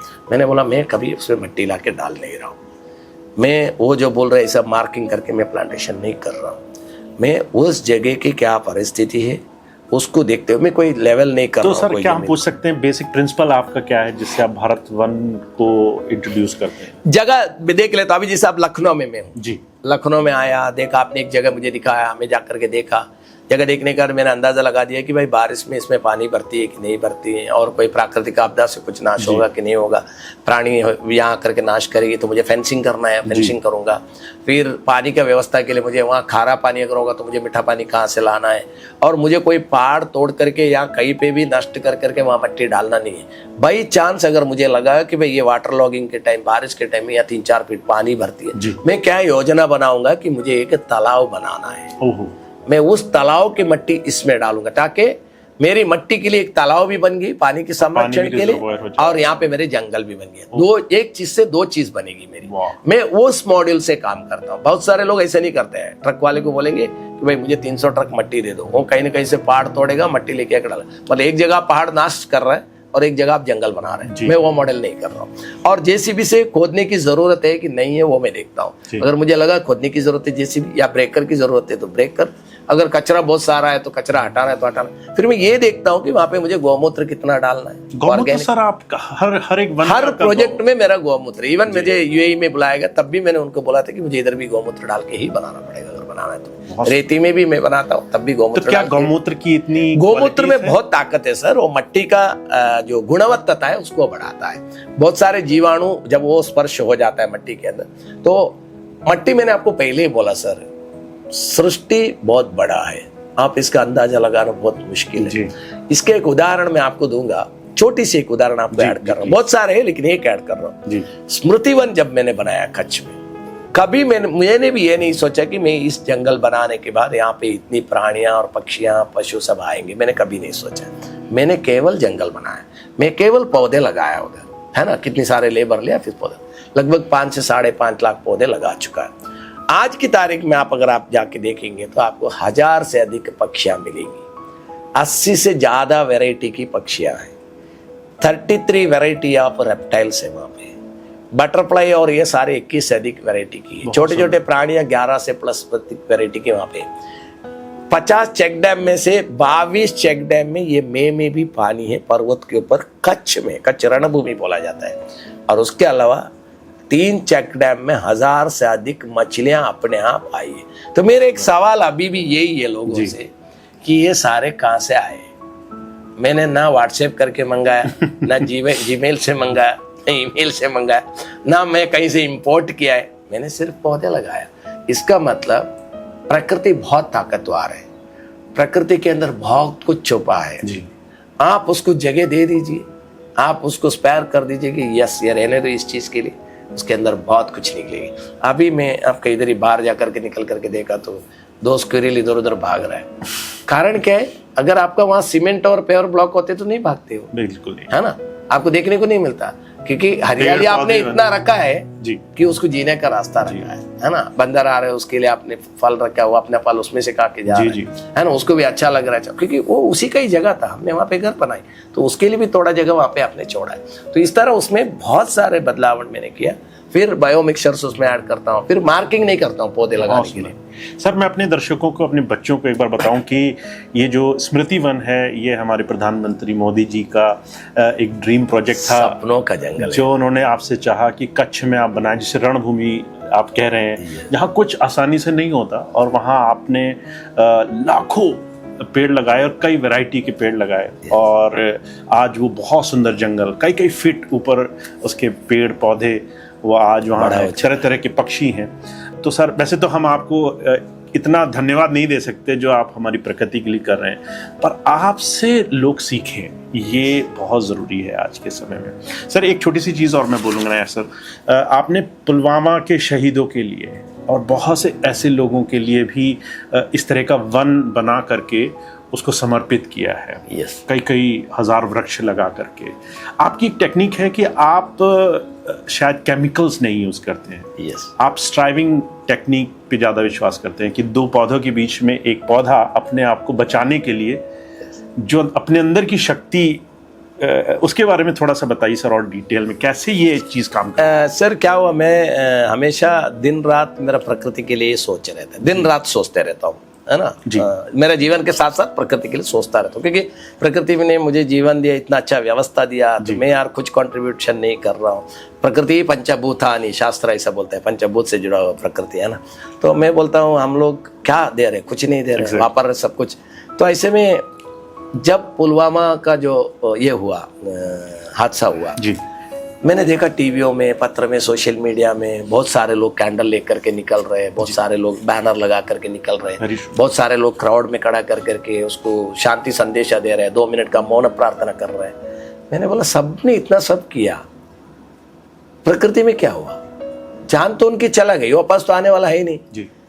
एक दिन रात को सोया, मैंने बोला क्यों ना इनका याद से मैं एक जंगल बना दूं, और उस जंगल में इनकी याद से हजारों जीव अपना जीवन जिए, और उस धरती छिद्र छिद्र होकर के जहाँ उनकी एक पार्ट्स शरीर की गिरा, उसी तरह उस धरती में अलग अलग जगह उस तरह पेड़ पौधे उग करके खड़ा होकर के फूल दे रहे, फल दे रहे, जीवन जी रहे, और उसके सामने उस जवान की फोटो हो और वो याद करता हो, लोग आएंगे देखेंगे हाँ इस जवान के नाम से यहाँ 1000 पेड़। तो मैंने ऐसे ही दिमाग लगा करके एक डिजाइन बनाई दूसरे दिन बैठ के पेंसिल से कि 1000 पेड़ के 40 पट्टे होंगे, 40 प्रजाति की पौधे होंगे, 40 दिन में मैं उसको पूर्ण करूंगा, उसको पुलवामा शहीद वन नाम दूंगा। ऐसा बोल करके सोचा, फॉरेस्ट डिपार्टमेंट से बात किया, जमीन के लिए ग्राम पंचायत से बात किया। लकीली मुझे कालाई गांव में जगह मिल गया, उमरगांव तालुका का कालाई गांव में जगह मिल गया, 5 एकड़ जगह। फॉरेस्ट डिपार्टमेंट ने इमीडिएटली उस टाइम में परमार साहब आरएफ होते, बोले नायर साहब दे दूंगा, बहुत अच्छा सोचा आपने, बढ़ाया तो दे दूंगा। तो उन्होंने परमिशन दिया, ग्राम पंचायत का परमिशन मिला, सामाजिक वनीकरण विभाग का परमिशन मिला, इमीडिएटली हमने शुरू किया। अभी शुरू किया तो ऐसा हुआ, उसको फंडिंग 40,000 पेड़ लगाना, पैसे तो लगेंगे, फ्री में तो कोई लेबर काम नहीं। तो हमारे फाउंडर से बात किया, फाउंडर ने बोला नायर जी बहुत बड़ा काम है, लॉजिस्टिक बहुत बड़ा इश्यू है इसमें, आप सोचा तो है बहुत अच्छा है, लेकिन करेंगे कैसा? मैंने बोला सर मैं शुरुआत कर रहा हूँ, सपने आप सब बन जाएंगे धीरे। अब बिलीव नहीं करेंगे, जब मैं शुरुआत करने को मेरे मित्र लोगों से ही मैंने बोला, कुछ इंडस्ट्रियलिस्ट पहचान के, उन्होंने बोला 1000 पेड़ मेरी तरफ से लगा दीजिए। ऐसा बोलते बोलते गोदरेज प्रॉपर्टीज ने 16,000 पेड़ ले लिए, कामतगिरी फैशन ने ले लिए 12,000 पेड़, ऐसा कर करके 40,000 पेड़ में पूरा हो गया। बहुत सुंदर तरीके से उसको, उस टाइम में वन मंत्री थे रमन भाई पाटकर साहब, उनके साथ से उसको उद्घाटन किया। बहुत सारे स्कूल के बच्चे, लक्ष्मी विद्यापीठ के कम से कम 400 बच्चे उसमें शामिल हुए, और आज वो एक घना जंगल है, इतना सुंदर जंगल है, बाजू में एक तालाब है। और आज भी पुलवामा में जो शहीद हुए उनके नाम से अगर कोई युग युग तक देखेंगे तो वो जंगल को देखेंगे, वो जंगल युग युग में काम आए। जब मैंने आपका वो वीडियो देखा सर पूरा, और उसमें आपने वो हर एक शहीद के नाम से 1000 वृक्ष लगाए अलग अलग तरीके के, तो अंदर से जो एक खुशी मिली कि किसी ने इतना बड़ा काम किया जो हम सच में उसे देख सकते हैं। कोई एक शहीद का बेटे ने यूट्यूब में मुझे मैसेज भी किया है कि मेरा पापा, उसका नाम उसने लिख के भेजा है कि एक जो है इसमें एक मेरा पापा है, और मुझे बहुत अच्छा लगा आपने उनके नाम से वहाँ पौधा लगा। मेरा इच्छा भी था कि जितने भी जो शहीद है उनके परिवार को वहाँ एक दिन बुलाऊं, एक करूँ, लेकिन मेरी प्रोजेक्ट में इतना मैं रहता हूँ बिजी, तो कभी ऐसा मौका मिला नहीं। लेकिन मेरे मन तो हमेशा है कि वो लोग आकर के देखना चाहिए, जो परिवार के लोग, बिल्कुल सर, उनको ऐसा लगना चाहिए कि कहीं एक पुतला लगने से अच्छा तो एक जंगल बना। आज इस वीडियो के माध्यम से हम सब उन तमाम शहीदों के परिवारों से कहेंगे। मैं सभी शहीदों के परिवार से आग्रह करता हूँ कि इस माध्यम से, इस पॉडकास्ट के माध्यम से आपने बहुत अच्छा मौका ये बनाया कि आप कनेक्ट हो जाइए और जरूर आप लोग आकर के, आपके परिवार का जो सदस्य देश का रक्षा करने के लिए आगे निकला था, लेकिन देश का रक्षा करते करते शरीर को त्याग करना पड़ा, लेकिन उनका याद के लिए एक वन जरूर है जहाँ हजारों पक्षी और जीव अपना जीवन जी रहे और पौधा भी अपना जीवन जी करके फूल फलों के साथ खिल करके प्रकृति माता को भी अपना छांव दे रहे। जिस तरह बॉर्डर में वो लोग रक्षा कर रहे थे, ऐसा प्रकृति का रक्षा करने के लिए ये जंगल भी एक रक्षा बहुत सुंदर सर, बहुत खड़ा है। नायर सर, एक छोटा सा सवाल मैं हालांकि कई बार सोचता हूँ, आपने तो जो सोचा वो कर लिया, पर हम लोग जो शहरों में रह रहे हैं, हमारे बच्चे, हम जो जिस तरह का जीवन जी रहे हैं, हम अपने चारों तरफ कैसे क्या कुछ ऐसा कर सकते हैं जिससे ये चीज़ हो सकती है? कुछ ऐसा सोचा है आपने? यस, जरूर कर सकते हैं। मैंने बहुत सारे मॉड्यूल करके दिखाया भी है। नॉर्मली क्या होता है, हम लोग जब घर बनाते हैं, स्कूल बनाते हैं, कॉलेज बनाते हैं, ऑफिस बनाते हैं, हमारे अंदर एक रहता है कि सुंदर ब्लॉक लगा हुआ एक अच्छा जगह होना चाहिए। आज की सोच ऐसा है, एक कांच की सुंदर बिल्डिंग होनी चाहिए, ऐसा सोचते हैं। पहले घास की थी, कौले में आ गया, सीमेंट में आ गया, अभी कांच में आ गया, है ना। एक टावर होनी चाहिए, ऐसा हमारी सोच रहती है। और आजू बाजू पूरा नीट एंड क्लीन हो, थोड़ा सा कचरा ना गिरो, ऐसा सोचते हैं हम। बहुत सारे बंगला प्रोजेक्ट वाले मुझे बुलाते हैं, तो मैं जब पौधे लगाता हूँ तो लोग पूछते हैं कि कौन सा पौधे आप लगाएंगे। फिर मैं जब बोलता हूँ तो बोलेंगे अरे नहीं यार, इसमें तो इसका तो बहुत पत्ते गिरेंगे, पत्ते गिरेगा तो हमें झाड़ू मारना पड़ेगा, जिसके पत्ते नहीं गिर रहा हो। तो मेरे एक सवाल उनसे रहता है, जो आपसे भी मैं सवाल कर रहा हूं, पत्ते क्यों गिर रहा है सूख करके, ये तो आप पहले सोचिए। आपको ऑक्सीजन दे दे के, आपका कार्बन ले लेके थक के सूख के वो गिर रहा है, वो आपके लिए सूख के गिर रहा है, उसके लिए, खुद के लिए नहीं है। वो परोपकारार्थमिदं शरीरम बोल के वो जीवन जी रहा है अपना पूरा, उसका शरीर परोपकार में वो दे दिया, पशु पक्षियों के लिए जीवन जीने के लिए दे दिया। आपका कार्बन 24 घंटा ले रहे, आपको 24 घंटा ऑक्सीजन दे रहे, आपको खाने का व्यवस्था के लिए क्या चाहिए वो आपको दे रहे, और उसके बाद वो सूख करके गिर रहा है तो प्यार से उसको उठाइए, उसी की बॉटम में डाल दीजिए उसको, वो उसको गोबर बन करके मिलेगा, उसी को वो फिर खा लेगा। आपका धरती को नष्ट नहीं, खराब नहीं करेगा वो। आज तक कोई पत्ते से आपने कभी सुना नहीं होगा कि पत्ते की वजह से पानी जाना रुक गया, या नहीं तो पत्ते की वजह से हमारा पर्यावरण में गर्मी बढ़ गई, ऐसा कभी नहीं। उल्टा पत्ते की वजह से आपकी गर्मी कम होगा, क्योंकि फोटोसिंथेसिस सिस्टम केवल लीफ कर सकते हैं, पत्ते कर सकते हैं। ये बच्चों को आज भी मालूम नहीं है जी कि लीफ जहां कम है वहां गर्मी ज्यादा है, क्योंकि सूर्य का तड़का खाने का ताकत केवल पत्तों को, पान को दिया है, दूसरा किसी को भी नहीं। पत्ते जिसको बोलते हैं, झाड़ के जो पान होती है वो सूर्य का तड़का को खा सकता है। इसी के लिए मैंने बहुत सारे बच्चों से सवाल पूछे, बच्चे उत्तर नहीं दे पाते। मैं बच्चों को पूछा है कि समर में सारे पत्ते झाड़ क्यों खिलते हैं, गर्मी के टाइम में हम लोग गर्म से तड़पता है, उस टाइम में सारे झाड़ अच्छे अच्छे पत्ते खिल करके ग्रीन ग्रीन हरा हरा होकर के रहता है।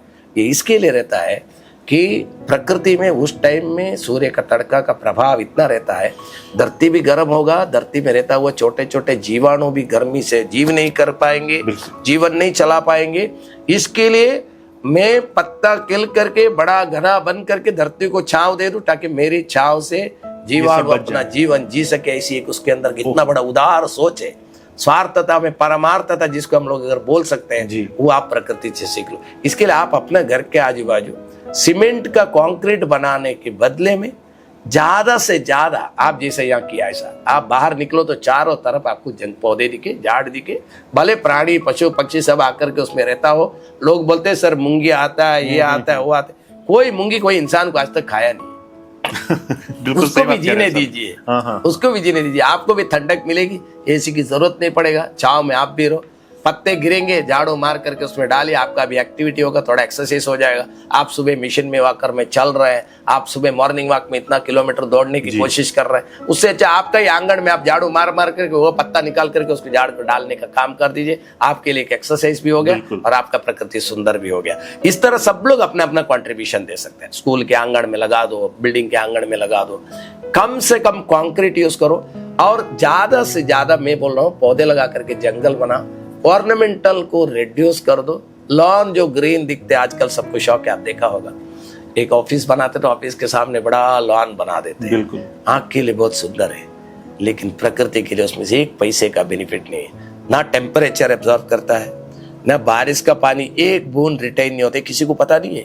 आप जो लॉन बना रहे हो उसमें एक बूंद पानी अंदर नहीं जाते, वो बह के ऐसे जाते हैं साइड से, ये किसी को पता नहीं है, साइड से जाके बह के निकल जाते हैं। तो आप पानी संरक्षण भी बंद कर दिया, पक्षियों के लिए घर नहीं बन रहा है, एक जीवाणु उसके अंदर जीवन नहीं करता है, तो बजाय लॉन बनाने के वृक्ष लगाए जाए, वन यस, बनाए आप उसी के बदले में सारे पौधे लगा करके एक जंगल बनाइए, देखने के लिए भी अच्छा लगेगा, पक्षियों की आवाज आएगी सुबह उठ कर, बहुत सुंदर। उस आवाज से आपका, उस संगीत से आपका जीवन जो चलेगी ना, उसमें आपको कोई औषधि की जरूरत नहीं, आपको कोई योगा करने की जरूरत नहीं। वही आप सबसे बड़ा सिद्धि।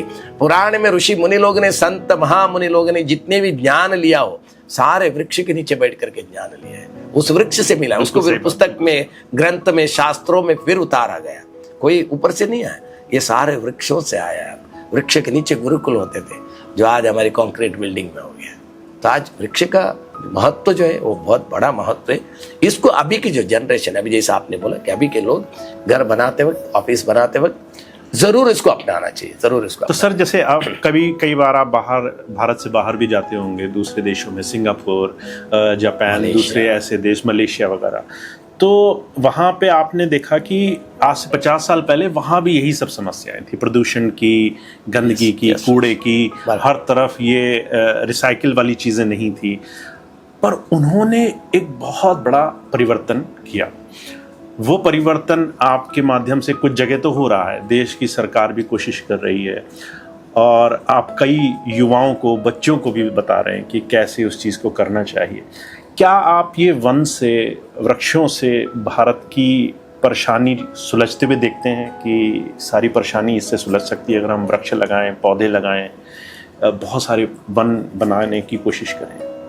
सर मेरे हिसाब से, जहाँ तक मेरा अंदाजा, मैं बहुत देश घुमा हूँ, थाईलैंड गया हूँ, मलेशिया गया हूँ, सिंगापुर गया हूँ, सारे जगह पर पे मैंने एक चीज़ ये देखा कि वो लोग प्रकृति को ज़्यादा से ज़्यादा मान्यता दिया है, आद्यता दिया है, प्रायोरिटी दिया है, और उसमें ईच एंड एवरी सिटीजन का कंट्रीब्यूशन है, हर एक सिटीजन कंट्रीब्यूशन है, हर एक आदमी अपने आप को जिम्मेदार है। तो हमने सरकार पे नहीं छोड़ा, हम भी शामिल हुए। वो कहीं रोड पे कचरा नहीं डाल रहा, वो ये नहीं सोच रहे कि चलो बीड़ी पिया फेंक दो, सिगरेट पिया फेंक दो, पान खाया फेंक दो, कचरा वाला उठा के लेके जाएगा, वो नहीं डाल रहे। क्यों नहीं डाल रहे? क्योंकि वहाँ पे फाइन लगती है, उसको पता है कि मुझे फाइन भरना पड़ेगा। एक और मेरा धरती सुंदर मुझे चाहिए और ग्रीन मुझे चाहिए, इसके लिए वो ज्यादा से, कोई भी रोड पे आप जाइएगा, रोड का दोनों साइड आपको पूरी फॉरेस्ट मिलेगी। यहाँ पे रोड के दोनों साइड में आपको क्या मिलेगा? ऑर्नामेंटल प्लांट दूर दूर कहीं कहीं मिलेगा, बस फॉरेस्ट नहीं मिलेगा। लेकिन सीमेंट का पेवर ब्लॉक तो बहुत मिलेंगे आपको, वहाँ पे पेवर ब्लॉक सीमेंट की बहुत ही कम मिलेंगे। और कोई भी नाला आप देखेंगे तो नाले में आपको फ्लोटिंग कचरा कहीं नहीं मिलेगा, कहीं नहीं। इवन मछलियां हैं नाले के अंदर, तो मछलियां उधर। तो उसके कारण है कि वहाँ का each and every citizen of that country is responsible. So we must have a responsible, sustainable future.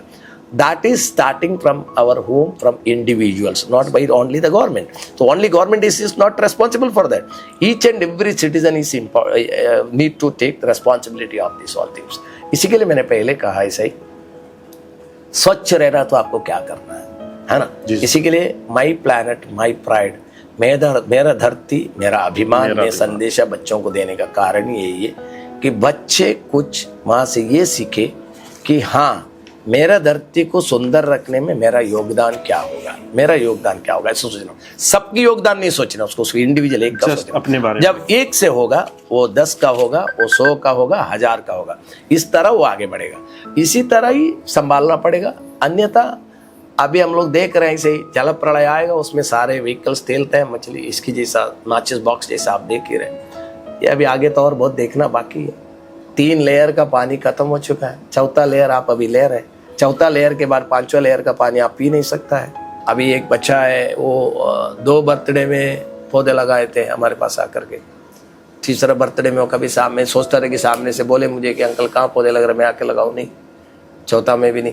लेकिन एक है जो वो कम से कम अपना लगा हुआ पौधा कितना बड़ा हुआ वो तो पूछता है, और रास्ते में मैं जब मिलता हूँ तो पूछता है, अंकल अभी कितना बड़ा हुआ है झाड़, मुझे एक बार लेके जाओ ना दिखाने के लिए। सब बोलता है भाई आज जो 30 फुट ऊंचा पौधा है, और वो बच्चा 30 फुट नहीं हो, वो तो इतना है अभी भी। वो जब छोटा 1 साल का था तो उस टाइम में पौधे लगाए। अब मेरा पोता 7 महीने का था तब पौधे लगाए। अब समझे ना, वो पौधा उसको मैं दिखाऊंगा 7 साल का जब होगा। मेरी बेटी भी हर साल उसकी जन्मदिन में पौधे लगाती है। तो वो चीज जो है, वो आज बच्चों में वो चीज आने के लिए इस तरीके की कोई मॉड्यूल आना चाहिए, जो अभी मैं प्लानिंग कर रहा हूँ।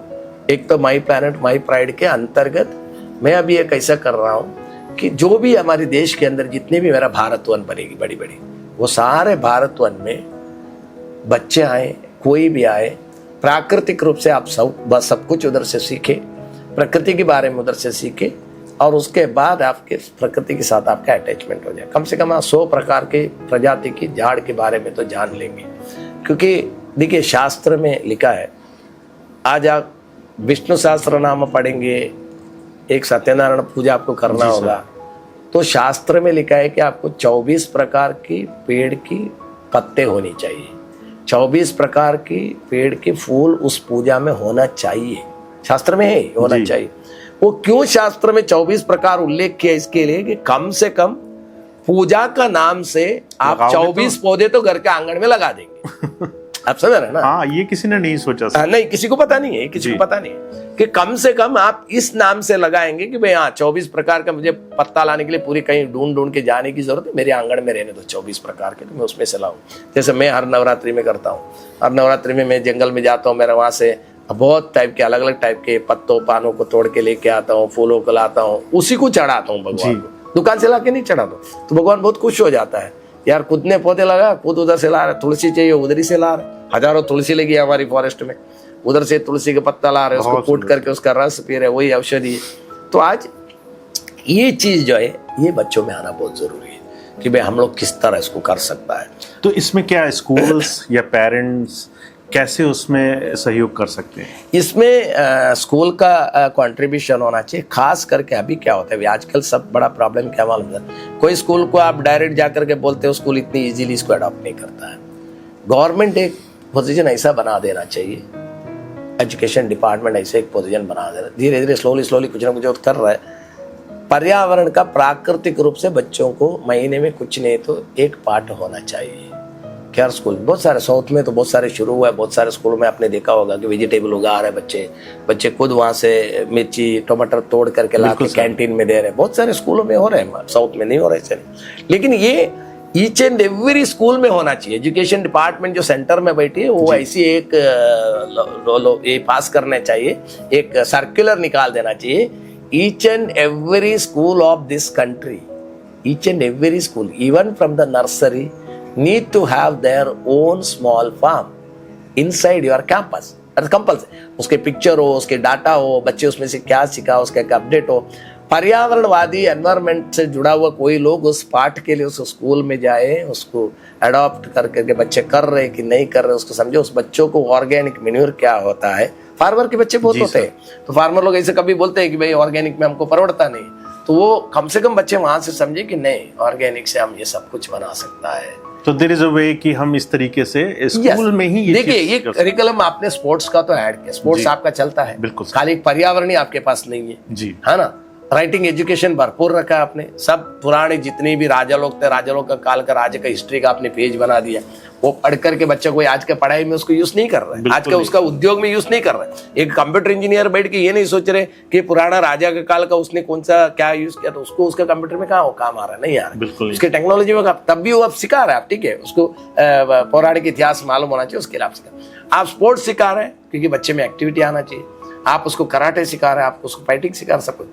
क्यों ना आप उसको पर्यावरण सिखा रहे हैं। आप 12वीं के बाद उसके पास ऑप्शन अगर फॉरेस्ट्री में जाना है, एग्रीकल्चर में जाना है, तो ही आपके लिए उसके लिए क्लास रखा आपने, उसमें उसको जाना। उसमें कितने बच्चे जा रहे हैं? बिल्कुल सर। अभी थोड़ी देर पहले एक टेस्ट आप बता रहे थे सर कि अगर हम किसी बच्चे को 10 पत्ते अलग अलग पौधों के दिखाएं तो वो शायद पहचान नहीं पाएंगे। नहीं पहचान पाएंगे। 100 बच्चे को ला करके आप खड़ा कर दीजिए, 10 पत्ता रख दीजिए, वो 10 पत्ते में तो 100 बच्चे में तो शायद ही आपको 2 या 3 बच्चे मुश्किल से आपको बोलेंगे कि ये इसके, वो भी 10 का 10 पत्ता नहीं पहचान पाएंगे। तो ये अलार्मिंग जबकि फैक्ट उनके है खुद हमारे की फार्मिंग सेक्टर होने के बाद में भी नहीं पता पाएंगे जी। तो ये एक अलार्म बजता हुआ एक सेक्टर आपको दिख रहा है जी। आप पक्षी का भी ऐसे कुछ नहीं, तो फिर वो गूगल में जाएगा। अभी आप उसको पूछेंगे कि बेटा एक बुलबुल कैसे दिखता है, जरा एक ऐसा अंदाज करके बताओ, वो तुरंत गूगल में जाएगा बुलबुल कैसे दिखता है।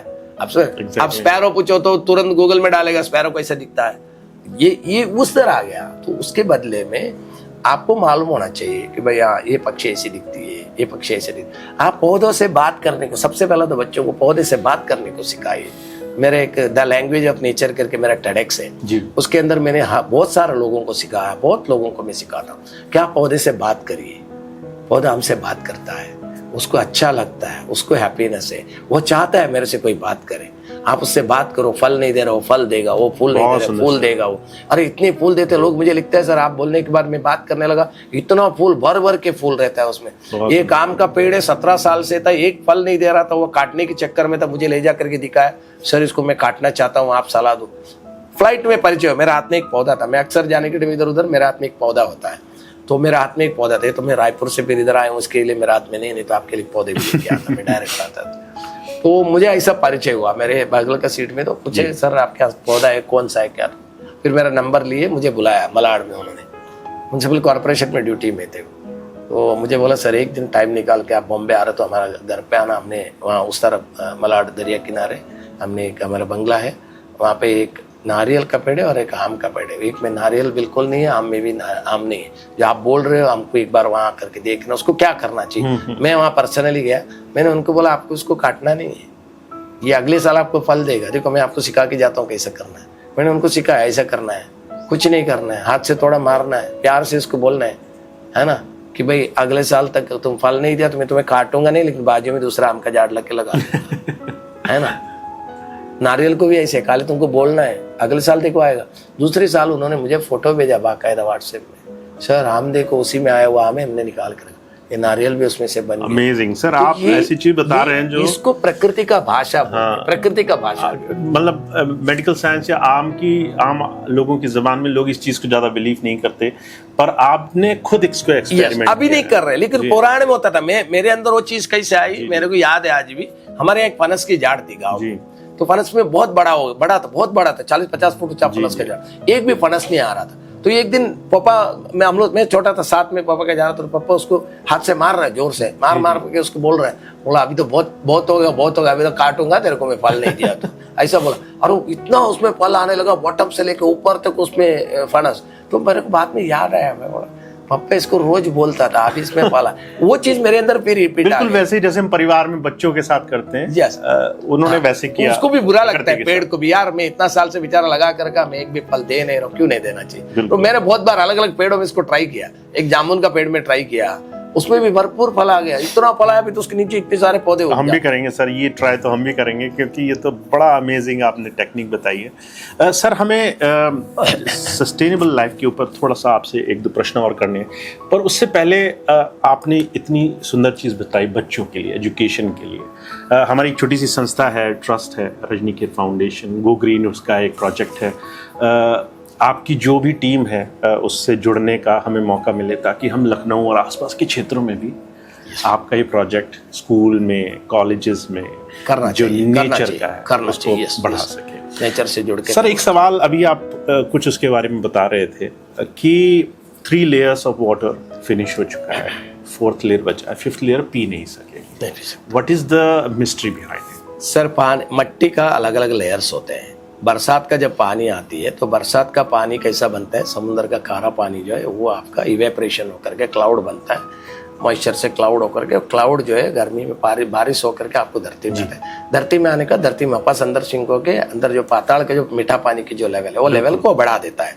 और अभी क्या हुआ डेवलपमेंट में, हमारे जो सीमेंटिंग सबसे ज्यादा होने की वजह से, तालाब कम होने की वजह से बरसात तो गिर रही है, लेकिन वो इतनी जल प्रलय हो जाता है। हमको कभी कभी ऐसा लगता है यार इतना जल प्रलय, अभी केरला जल प्रलय में डूब के, बाद में भी केरला में पानी नहीं है, अभी आज की तारीख में कुएं में पानी नहीं है, वाटर लेवल नीचे बोर में है, वो लोग 800 फीट के ऊपर नीचे चला गया, फिर भी नहीं। बैंगलोर में 2000 फीट के नीचे चला गया, 800,000 था, अभी 2000 फीट के नीचे चला गया पानी। क्यों पानी नहीं है? पानी नेचुरली जो रिटेनिंग सिस्टम है वो बंद हो चुका है। जब रिटेनिंग सिस्टम बंद हो गया तो आप क्या कर रहे हैं, जो पाताल में जो है उसी को यूज कर रहे हैं जी। जब पाताल का यूज कर रहे हैं तो आपके एक एक लेयर है, वो यहाँ से रिटेन होकर के जमा। जैसे आपका टैंक में आप रोज भर रहा होगा तो आपको पानी मिलेगा, नहीं है तो क्या होगा, आप 10 दिन तक भर नहीं रहे तो क्या होगा, फर्स्ट लेयर खत्म हो गया, सेकंड हो गया, लास्ट वाला आपके पास, लास्ट वाला एकदम बॉटम का आप पी नहीं सकते क्योंकि कचरा होगा। इसी तरह भूमि में भी भूमि में भी अभी उसका जो आपका पीएच जो है वो फिर आपको बहुत ज्यादा हो जाएगा, वो आपको पी नहीं सकता है। उसके बाद टीडीएस वाला इश्यू आ जाएगा, खारा पानी सबसे ज्यादा खारा हो जाएगा, क्षार सबसे ज्यादा हो जाएगा जो आप डायरेक्टली पी नहीं सकता है, आपको आरओ प्लांट द्वारा, फिर उसके बाद वाले में फिर खारापन आ जाएगा। वो अभी ऑलरेडी स्टार्ट हो गया। क्षार वाला पानी तो ऑलरेडी स्टार्ट हो गया। बहुत सारे लोगों का बोर में क्या क्षार वाला पानी जो रिटेनिंग नहीं कर रहे, रिटेन कर रहे तो हैं, उसका सोल्यूशन सिर्फ ये है सर कि हम जो हमारा सीमेंटिंग है, जो सीमेंटिंग कम करना पड़ेगा, रेन वाटर रिटेनिंग ज्यादा करना पड़ेगा, तालाब आपको बनाना पड़ेगा। अभी मैंने कर्नाटक में हमारा जो घर है उसमें मैंने बहुत बड़ा एक तालाब बनाया। जी। बरसात का पहाड़ में से जो पानी हो बह के नीचे चला जाता था, मैंने एक तालाब बना के रख दिया। हमको हमारे पास कुआं है ऑलरेडी, फिर भी मैंने बोला क्यों पानी वेस्ट जा रहा है, तालाब में जमा रहे तो गाँव के लोगों का पानी ज्यादा हो जाएगा। तो तालाब मैंने बनाया और तालाब में पूरा पानी भर करके एक्सेस हो गया। उसकी वजह से नीचे हमारे कुएं में पानी भर गया, ज्यादा हो लेवल बेटर हो गया, ज्यादा हो गया। उसके आगे जो खेती वाला है उनका बोर में पानी ज्यादा हो गया, बेनिफिट सबको मिल गया। अच्छा, ये सेम चीज हमने स्मृतिवन में भी देखा। स्मृतिवन में इतना लाख पेड़ लगने के बाद स्मृतिवन के सामने माधापर करके गांव है जी। माधापर के गांव में अभी 3 साल बाद माधापर के गांव का बोरवेल का पानी ऊपर आ गया है। This is the result, natural result. तो अगर आप रिटेन अगर हो रहा है जी तो सोर्स है। अगर वन लगा रहे हैं तो आपके पानी की जो संरक्षण भी उससे नेचुरली हो रहा है, क्योंकि जो रूट है हमारे, जो भारत वन का जो रूट है जी, वो रूट नीचे तक जाता है, 40-50 फीट नीचे जाता है और पूरा ऐसा है, एक के बाजू में एक ऐसा। क्योंकि आप नजदीक पौधे लगा दिए, घना जंगल है, बरसात की पानी है सीधा अंदर, बरसात की पानी है सीधा अंदर, 90% जमीन के अंदर जा रही है, 10% फ्लो के बाहर जा रहा है। मेरा कोई भी फॉरेस्ट एरिया में आप जाएंगे तो आपको बह के जाता हुआ दिखेगा नहीं पानी, बह के जाता हुआ दिखेगा नहीं। या नहीं तो मेरी बड़ी प्रोजेक्ट है तो उसके अंदर एक तालाब तो आपको मिलेगा, हमने एक तालाब भी बना देते हैं छोटा सा, ताकि एक्वेटिक स्पीसीज को जीने। तालाब और वन होने से हमारी वाटर प्रॉब्लम सॉल्व हो रही है, हमारी जो वार्मिंग प्रॉब्लम सॉल्व हो रही है, ग्लोबल वार्मिंग, क्लाइमेट चेंज की जो पोल्यूशन प्रॉब्लम सॉल्व हो रही है, पोल्यूशन सॉल्व हो रहे। सर अभी बच्चों को ये भी मालूम नहीं है, हर एक लीफ में एक रेशम होता है ऊपर, आपने शायद देखा होगा, पत्ते को ऐसा देखेंगे तो आपको बाल दिखेंगे पत्ते के ऊपर, रेशम जैसा दिखेगा, छोटे छोटे बाल दिखेंगे। वो इसके लिए डस्ट एब्जॉर्ब करता है। लीफ में डस्ट एक बार एब्जॉर्ब हो गया, रीफ्लाई नहीं होता है, तो आपका जो टॉक्सिक डस्ट जो फ्लाई हो रही है वो लीफ में एडॉप्ट हो गई। लीफ में एडॉप्ट होने के बाद में सूखेगा, नीचे गिर के मिट्टी में कन्वर्ट हो जाएगा। तो आप कह रहे हैं कि एयर पोल्यूशन ये भी उससे बेटर हो सकता है? यस। अभी अगर बिल्डिंग है, कांच की बिल्डिंग हो, सीमेंट सरफेस हो, सीमेंट सरफेस के ऊपर जो डस्ट बैठा है वो रीफ्लाई होगा। हवा आया इधर से उड़ेगा, उधर जाएगा, उधर से उधर जाएगा। कांच का बिल्डिंग में से लगेगा डस्ट, फिर दूसरी जगह शिफ्ट उड़ता रहेगा, वो जहां रहेगा आपका लंग्स में। अगर वो पत्ते ने ले लिया उसको तो आपका लंग्स में नहीं जाएगा। अभी आपका बाहर आप खड़ा रहेंगे, बाहर आजू बाजू में कितने भी डस्ट उड़ता हो आपको उतना इम्पैक्ट नहीं आएगा, क्योंकि आपके पास इतनी पेड़ है, वो सारे लीफ उसको एब्जॉर्ब कर लेगा, आपके पास आने तक वो फिल्टर हो जाएगा, तो आपका लंग्स क्लियर रहेगा। अदरवाइज क्या होगा, वो लंग्स में जाएगा, हमारी हेल्थ और दूसरे इश्यूज में प्रॉब्लम आनी शुरू। देखिए कहीं भी आपको एक सिंपल सा है, आज आपका माध्यम से बच्चों के लिए भी मैं ये संदेश दे रहा हूँ, जनता है, बच्चे के साथ साथ जो सिटीजन है, आप लोगों को सिंपल सी देखना है, जहाँ भी हाईली पोल्यूशन होगा, टॉक्सिक एयर होगा, उधर आप जाके देखेंगे तो आप वहाँ पे अच्छे जो वृक्ष होगा, कदम होगा, बादाम होगा, जामुन होगा, आम होगा, पनस होगा, उसके सारे पत्ते आपको कच्चा गिरा हुआ देखने को मिलेगा। हाईली पोल्यूटेड एरिया में कच्चे पत्ते जमीन के नीचे आपको गिरा हुआ मिलेगा, हल्का सा येलो कलर हुआ होगा, यानी तो पूरा येलो होके नीचे गिरता हुआ मिलेगा। ज्यादा करके आपको कच्चा पत्ता ही गिरा हुआ मिलेगा। कच्चा पत्ता गिर रहा है, इसका मतलब उस एरिया में पोल्यूशन सबसे ज्यादा है, एयर पोल्यूशन, तो उसकी ताकत कमजोर हो गई, पत्ते की ताकत कमजोर हो गई, क्योंकि वो कार्बन लेने की जगह पे टॉक्सिक एयर सबसे ज्यादा एब्जॉर्ब कर रहा है। जब कच्चा पत्ता नीचे गिर रहा है, आप समझ लीजिए उस विस्तार में जीवन करता हुआ आदमी का लंग्स का क्या हाल होगा। आपको सिंपली समझना है, वो भी 50-60 क्रॉस करना बहुत ज्यादा लाइफ स्पैन नहीं होगा, बहुत हेल्थ इश्यूज होंगे। यस, उसका भी वो भी कच्चा ही गिरेगा, जो आज गिर रहा है, आप देखा होगा डॉक्टर्स के 35, 40, 45 साल का लड़का अटैक से गिर रहा है। ये वही है उसका कारण, और कुछ नहीं। जितना टॉक्सिक एयर सबसे ज्यादा होगा, उतना जीवन जीना बहुत मुश्किल होगा। छोटे पक्षियां तो नाश हो चुका है, इंसान की लाइन लग चुका है अभी। तो सिर्फ फॉरेस्ट करने से हम अपनी लाइफ को बहुत बेहतर बना सकते हैं। अपनी ही नहीं, धरती की हर जीव राशि की जिंदगी अच्छा बना सकता है सर। हर जीव राशि की जिंदगी। मैंने एक छोटा सा एग्जाम्पल ऐड किया था जी, जब स्मृतिवन बना तभी मैंने ये बोला था कि वहाँ जो पक्षी है जो मैंने पहले देखा, एक तीतर नाम की एक पक्षी मैंने पहले देखा था, दूसरा कुछ उधर देखा नहीं, खाली तीतर थी वहाँ पे, क्योंकि कांटे वाले सब बबूले उधर जी। उस तितर के आज अगर आप जाके लाइफ देखोगे, रैबिट की लाइफ अगर आप देखोगे, उसकी जिंदगी मस्त होगी। उसकी वजह से उसकी पॉपुलेशन भी बढ़ गया है। देखो, हेल्दी रहेगा तो पॉपुलेशन बढ़ेगा उसका। जी। पक्षी हेल्दी है तो अच्छे से अंडा रखेगा, वो अंडे में से बच्चे सारे के सारे बच्चे पक्षी बन जाएंगे। अगर हेल्दी नहीं है, अच्छा खाना नहीं मिल रहा, अच्छा पानी नहीं मिल रहा है, उसका संतति आगे बढ़ेगी नहीं। तो सर, ये किसी को मालूम नहीं है सर। यह ना कोई बच्चे में संदेश जा रहा है, ना कोई प्रोफेसर में संदेश जा रहा है, ना कोई भारतवासी जो भूमि के अंदर जो जीवन जी रहे उसके अंदर भी संदेशा नहीं जा रहा। सर, मैं इसको कनेक्ट कर रहा हूँ ह्यूमंस पर कि क्या हम लोग जो आगे बहुत सारी प्रॉब्लम आ रही है, हेल्थ इश्यूज, फैमिली आगे ग्रो करने में प्रॉब्लम हो रही है, दूसरी प्रॉब्लम, क्या ये भी इससे कनेक्टेड है? Yes yes yes.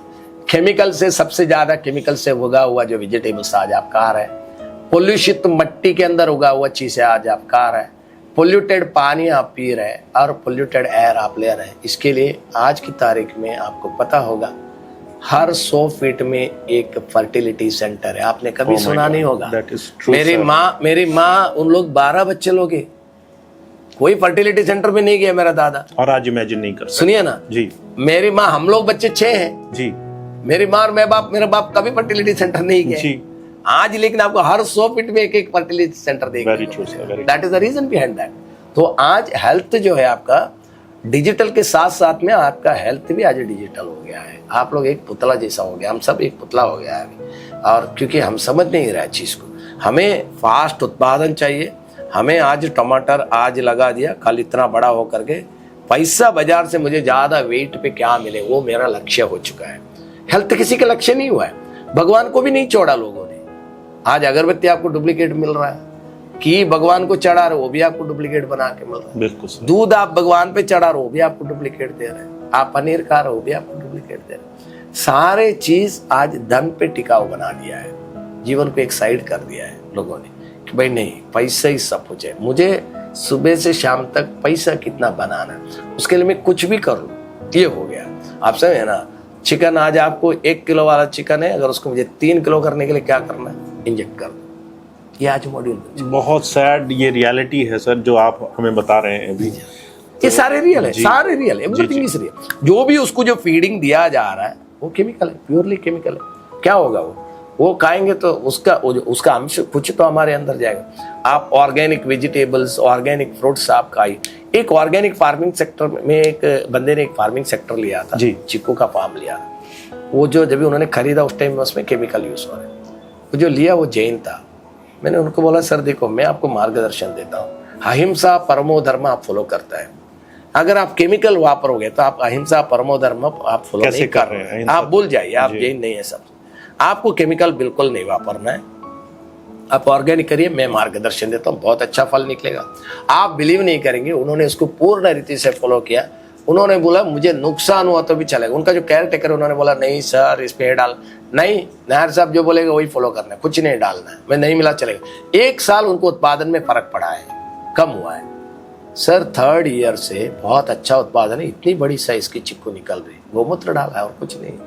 आज नींबू इतना अच्छा उनका खेती में निकलता है, प्योरली ऑर्गेनिक, कोई केमिकल नहीं डाल रहा है, उनको डालना भी नहीं है, बेच के पैसा नहीं बनाना है, केमिकल नहीं डालना भी।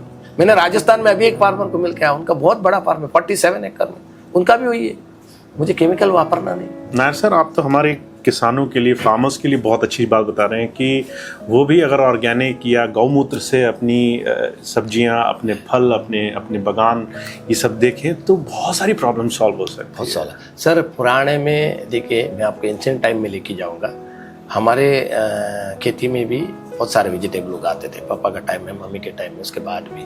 अभी हमारा छोटा भाई अकेला है उधर, तो हम लोग नहीं, इसके लिए इतना उगाता नहीं। नारियल, सुपारी वगैरह, केला है, कोको है, वो सब हम लोग बिल्कुल केमिकल यूज नहीं करते। बहुत लोग यूज कर रहे हैं, बहुत लोगों को एग्रीकल्चर सेक्टर में सुपारी में बीमारी आ गया, नारियल में, हमारे यहाँ नहीं आया, बाकी सब जगह आ गई क्योंकि केमिकल यूज कर रहे हैं। तो आज फार्मर्स को मैं आपका इस माध्यम से संदेशा देना चाहूंगा, जो छोटे बच्चे आगे जो फार्मर बनेंगे उनके लिए एक ही संदेशा है, एक ही रास्ता है। अगर भूमि को बचाना है, पानी को भी बचाना है, पशु पक्षी को, जीवराशि को भी बचाना है, साथ में हमको भी बचना है, तो ऑर्गेनिक मेन्योर से ही, ऑर्गेनिक फार्मूला से ही खेती करो। आपके दिमाग में से आप ये चीज़ निकाल दीजिए कि केमिकल डालने से बहुत उत्पन्न मिलता है, पैसा ये ज्यादा आपको बनेगा। जो सप्लाई कर रहे हैं वो आपको आपका रास्ता भटका रहा है जी। आपको दूसरी चीज पे लेके जा रहा है, ये उसका कारण नहीं है। कारण आपका केमिकल यूज करने से आपको बहुत मिल रहा है, थोड़ा टाइम के लिए मिलता है, नहीं मिलता है मैं ऐसे नहीं, लेकिन 5-7 साल बाद 10 साल बाद आपका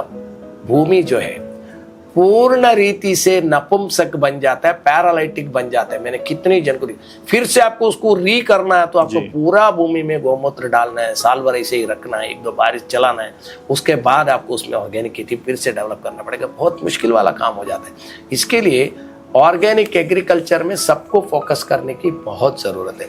साथ में एक पॉइंट में एक और ऐड करूंगा आपके ये माध्यम में, बहुत लोगों के अंदर क्वेश्चन है, बहुत सारे बच्चे, टीचर, प्रोफेसर, लेक्चर सब लोग एक ही चीज बोल रहे हैं जी। कि सर टावर आने के बाद छोटे पक्षियां सब नाच हो चुका है, इसके लिए आप क्या बोलेंगे? सब क्वेश्चन पूछ रहे हैं, मैं क्वेश्चन पूछे भी नहीं, आपको इसके आंसर दे रहा हूं। जी। ये गलत फहमी है, ये गलत संदेश है। कोई टावर की वजह से एक भी पक्षी नाश नहीं हुआ है, ये खाली मैसेज को डाइवर्ट कर दिया गया, आदमी का माइंड को डाइवर्ट कर दिया गया। टावर से अगर पक्षी नाश होते हैं तो टावर में ही, आपको टेलीफोन का टावर में ही मैं पक्षी का घर बता सकता हूँ, बच्चे रख करके, अंडे रख के, बच्चे होकर के बड़ा होता हुआ आपको दिखाऊं। इलेक्ट्रिक की जो टावर में बड़ी साइज के पक्षी की पंख लग करके शॉर्ट सर्किट से मरता है, ये नेचुरल है, ये हमने देखा है, हमको पता भी है, मैं मानता हूँ। जंगल एरिया से जो टावर जा रही, बाकी टेलीफोन टावर से पक्षी नहीं मरा है, छोटे पक्षी नाश हुआ है। एग्रीकल्चर सेक्टर में जो केमिकल ज्यादा मात्रा में यूज हो रहा है, उससे चेन ऑफ डेथ बन रहा है, ये किसी को भी मालूम नहीं है। सब इसको माई किसी और प्लैनेट चीज पे माई blame प्राइड कर रहे हैं। सब्जेक्ट के अंदर ये भी मैं बच्चों को ऐड कर दिया है। चेन ऑफ डेथ कैसा हो रहा है ये भी मैं आपको एक्सप्लेन करता हूँ, ताकि लोगों को मालूम पड़ेगी क्या हो रहा है। Please sir. देखिए, फ्लावरिंग के टाइम में और उससे पहले पूरा उसमें केमिकल मारा जाता है। आपने देखा होगा, जो मारता हुआ बंदा वो हेलमेट पहनता है, क्योंकि अदरवाइज वो मर जाएगा, इसके लिए हेलमेट पहनता है, बाकायदा बॉडी को कवर करता है और पूरा स्प्रे करता है। मधुमक्खी और बटरफ्लाई और फ्लाइंग ड्रैगन्स क्या करते हैं? मधुमक्खी सुबह सुबह आते हैं, एक मधुमक्खी लगभग 3 किलोमीटर तक फ्लाई करते हैं, उससे ज्यादा नहीं। वो आकर के फूल में बैठता है, उसका काम है परागस्पर्श करना, पॉलिनेशन करने का उसका काम है, वो पगार नहीं लेता है। कभी एक भी मधुमक्खी आज तक आपसे पगार मांगा है कि मैं पॉलिनेशन किया, शाम तक का मेरा पैसा दो? कभी सर्टिफिकेट मांगा है? बिल्कुल सर। और तो हम 365 दिन आपके लिए जमीन के नीचे काम कर रहा है, आपसे कभी पद्मश्री मांगा है? कभी नहीं मांगा है। उसने कभी और टाइम मांगा आपसे? नहीं मांगा। देखिए कितना काम कर रहा है वो। उसके बाद हम लोग क्या कर रहे हैं? केमिकल डाल के उसको मार रहे हैं और वो मर रहा है। तो वो जो मधुमक्खी है, वो फूल में से मकरंद पीते वक्त उसको जहर उसके अंदर जाता है और वो दूसरी फूल में जाने से पहले तड़प तड़प के नीचे गिरता है। उसको तड़पता हुआ देख के बी ईटर बर्ड्स बहुत है, छोटे छोटे जो पक्षी है जो बी खाती है, वो फट करके उसको उठा लेता है, खा लेता है। खाने के बाद 3 से 4 दिन में उसके इंटेस्टाइन स्वेलिंग होकर येलो कलर में कन्वर्ट होता है। आपने देखा होगा बहुत सारी खेती में येलो कलर होके पक्षी गिर के मरा है, वो गिर के मर गया तड़प के। उसको क्या करता है? रेप्टाइल उठा लेता है, रेप्टाइल खा लिया, 12 से 15 दिन के अंदर रेप्टाइल मर जाता है। वो भी ऐसे येलो कलर होएगा, स्वेलिंग होएगा, खाना सब बंद हो जाएगा, धीरे धीरे चलना बंद, जिधर सो गया उधर ही मर गया। उसको क्या करता है? मंगूस और फॉक्स जो बड़ी साइज की प्राणी, वो उसको उठा लेता है। ये जहर उसमें, जहर एक से दूसरे में छोटे ग्राम से बड़े में ट्रांसफर हो गया। अभी जा करके मंगूस भी मर गया, आपका फ्रॉग भी, ये भी मर गया, साथ में पानी में जो मिश्रण हो गया उससे फ्रॉग मर गए, मछली जो वो मर गया, टॉर्टोइस मर गया। बारिश के सीजन में बहुत टॉर्टोइस आपने देखा होगा, आज कहाँ दिखता है? रोड क्रॉस करता हुआ दिखता है? नहीं दिखता। जो आप डेथ का चेन रिएक्शन बता रहे हैं। Yes, that is the chain of death in biodiversity, death in agriculture sector. That is the reason nowadays there is no small birds. छोटे पक्षी खत्म उससे हुआ है। यही छोटे पक्षी मेरे फॉरेस्ट में आपको देखने को मिलेगा। सर आप ऐसी चीज़ें बता रहे हैं, आई विश कि जो भी हमारा यूथ है, जो भी हमारी आज की पॉपुलेशन है, जो भी लोग हैं हमारे भारत के, वो इस चीज़ को अडॉप्ट कर लें। यस, अडॉप्ट करें, दिल से अडॉप्ट करना, दिल से अडॉप्ट, अपने अंदर अंतराल में रखना चाहिए कि यस, मेरे साथ साथ सारे जीवाणु भी जिए, तब जा करके वसुधैव कुटुंबकम, the whole universe is one family. Really the whole universe is one family. आदरणीय प्रधानमंत्री नरेंद्र भाई मोदी जी का सपना है बहुत बड़ा। जी सर। वो हर टाइम ये चीज को अपने अंदर हमेशा वो उजाल करके बाहर ला करके लोगों तक पहुंचाता है कि वसुधैव कुटुंबकम को फॉलो करो, लेकिन फॉलो करने वाला फॉलो करना चाहिए। वो अपना संदेशा तो दे रहे हैं, वो भारत को एक अग्रस्थान में देखना चाहता है, ये सब चीज में देखना चाहता है। ऐसा नहीं कि लोग खाली डिजिटली आगे बढ़ करके आगे बढ़े, ऐसा नहीं वो बोल रहे। वो बोल रहे हैं भारत कुछ बनना चाहिए हर चीज में। इसी के लिए मैंने मेरा वन को भारत वन नाम दिया। मैंने बोला कि उन्होंने ग्रीनरी के लिए भी उनका सपना इतना है कि नेट जीरो कार्बन में उनको उनके जो स्टेप आगे हो जो सोच रहे हैं, ऐसे में ये भी एक काम का होना चाहिए कि जो वन बनेगी वो भारत वन होना चाहिए। Sir we are so proud to have you here. आपने इतनी अच्छी अच्छी चीज़ें बताई। आई बिलीव कि हमारे बच्चे, यूथ, हमारे सारे लोग आपसे बहुत कुछ सीखें। नए सर, एक और बहुत इम्पॉर्टेंट क्वेश्चन है, क्योंकि हमारे देश के प्रधानमंत्री जी, उनका एक सपना है कि स्मृति वन आपने बनाया है उनके लिए। बहुत विशाल, बहुत सुंदर वन है। थोड़ा सा उसके बारे में बताइए, वो कैसा रहा, चैलेंजिंग रहा आपके लिए, किस तरीके से आपने उसे कंप्लीट किया? स्मृतिवन 2001 का भूकंप में जो लोगों की मृत्यु हुई उनकी याद के लिए आदरणीय प्रधानमंत्री नरेंद्र भाई मोदी जी उस टाइम में जब वो सीएम थे तत्कालीन, तभी उन्होंने एक सपना ऐसा सोच के रखा था कि इनकी याद के लिए मैं एक वन बनाऊंगा और उसका नाम होगा स्मृति वन। ऐसा उन्होंने सोचा उस टाइम में। और मोदी जी की एक आदत है कि वो कोई भी चीज को सोचता है तो उसको पूरा करके ही छोड़ता है। मोदी जी का अंतराल का सोच जो है वो समझना बहुत आसान नहीं है जी। उनके अंदर जो भारत के प्रति जो सोच है, विश्व के प्रति जो सोच है, बहुत बड़ा सोच है, लेकिन उस सोच से जुड़ा कितने लोग है, क्यों जुड़ रहा है, क्यों नहीं जुड़ रहा है, वो बहुत इंपॉर्टेंट पार्ट है। ऐसे में उन्होंने स्मृतिवन का सोच बनाया। 10 साल बहुत उस पर मेहनत की। वहाँ एशिया का सबसे बड़ा म्यूजियम बनाना था, 50 चेक डैम बनाना था, डिजाइन बनी, वॉकवेज बना, सनसेट पॉइंट बना, सब कुछ बना, लेकिन जंगल नहीं बन रही थी। फॉरेस्ट डिपार्टमेंट बहुत कोशिश किया। उसके बाद पूरा पथरीला जमीन है, कांटे से भरा हुआ सब जगह है, और कैसा वहाँ जंगल रोड खड़ा करेगा, ऊपर से टेरेन है, पूरा पानी ऊपर तक पहुंचाना, संरक्षण करना। समर में बहुत हाई टेम्परेचर 48 डिग्री क्रॉस करती है, विंटर में 12-16 डिग्री होकर के फिर कभी 6-7 डिग्री भी एक आध बार हुआ। इतना विंटर में डाउन रहता है, तो इतनी डाउन और इतनी हाई में मैनेज कैसा होगा, खर ही नहीं रहता। तो ऐसे में 2014 में उसको बनाने के लिए उन्होंने फिर पुश किए, नहीं हुआ। 2016 में पुश किए, नहीं। फिर उन्होंने जीत पकड़ा कि नहीं, मुझे कुछ भी करके ये जंगल बनाना ही है।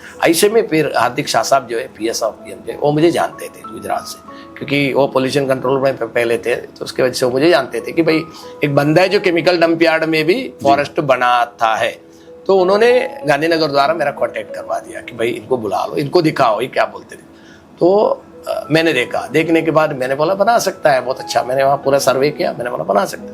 तो इमीडिएटली फिर उस टाइम में कलेक्टर मैडम थे प्रवीणा DK मैडम, उन्होंने फिर अर्शद पटेल साहब थे IAS GSDMA का CEO, Gujarat state disaster management authority भी उसका मेन रोल लेता है कलेक्टर के साथ साथ में।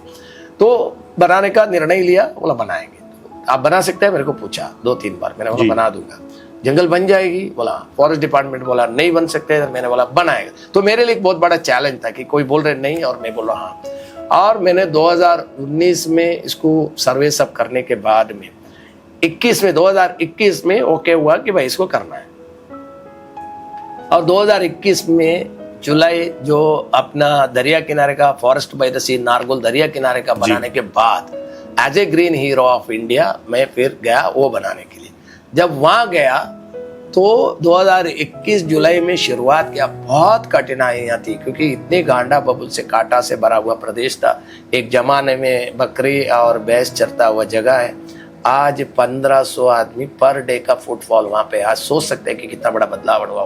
पथरीला जगह है, JCB ऊपर ले जाना है, टेरेन में ट्रैक्टर ले जाना है, मुझे पौधों को संरक्षण करके रखना है, पानी पहुंचाना है ऊपर तक। 2 जगह 3 लाख लीटर का टैंक बना हुआ, उसमें से ऊपर पानी स्प्रिंकलर से ले जाना है। सारे प्लानिंग बनाया गया, प्लांटेशन शुरू किया। आप बिलीव नहीं करेंगे, 2,23,555 पेड़ हमने 70 डेज में, 69 डेज में पूरा लगा के कंप्लीट कर दिया। और 2022 अगस्त 28 को आदरणीय प्रधानमंत्री नरेंद्र भाई मोदी जी खुद उसको उद्घाटन करने के लिए आने का निर्णय ले लिया।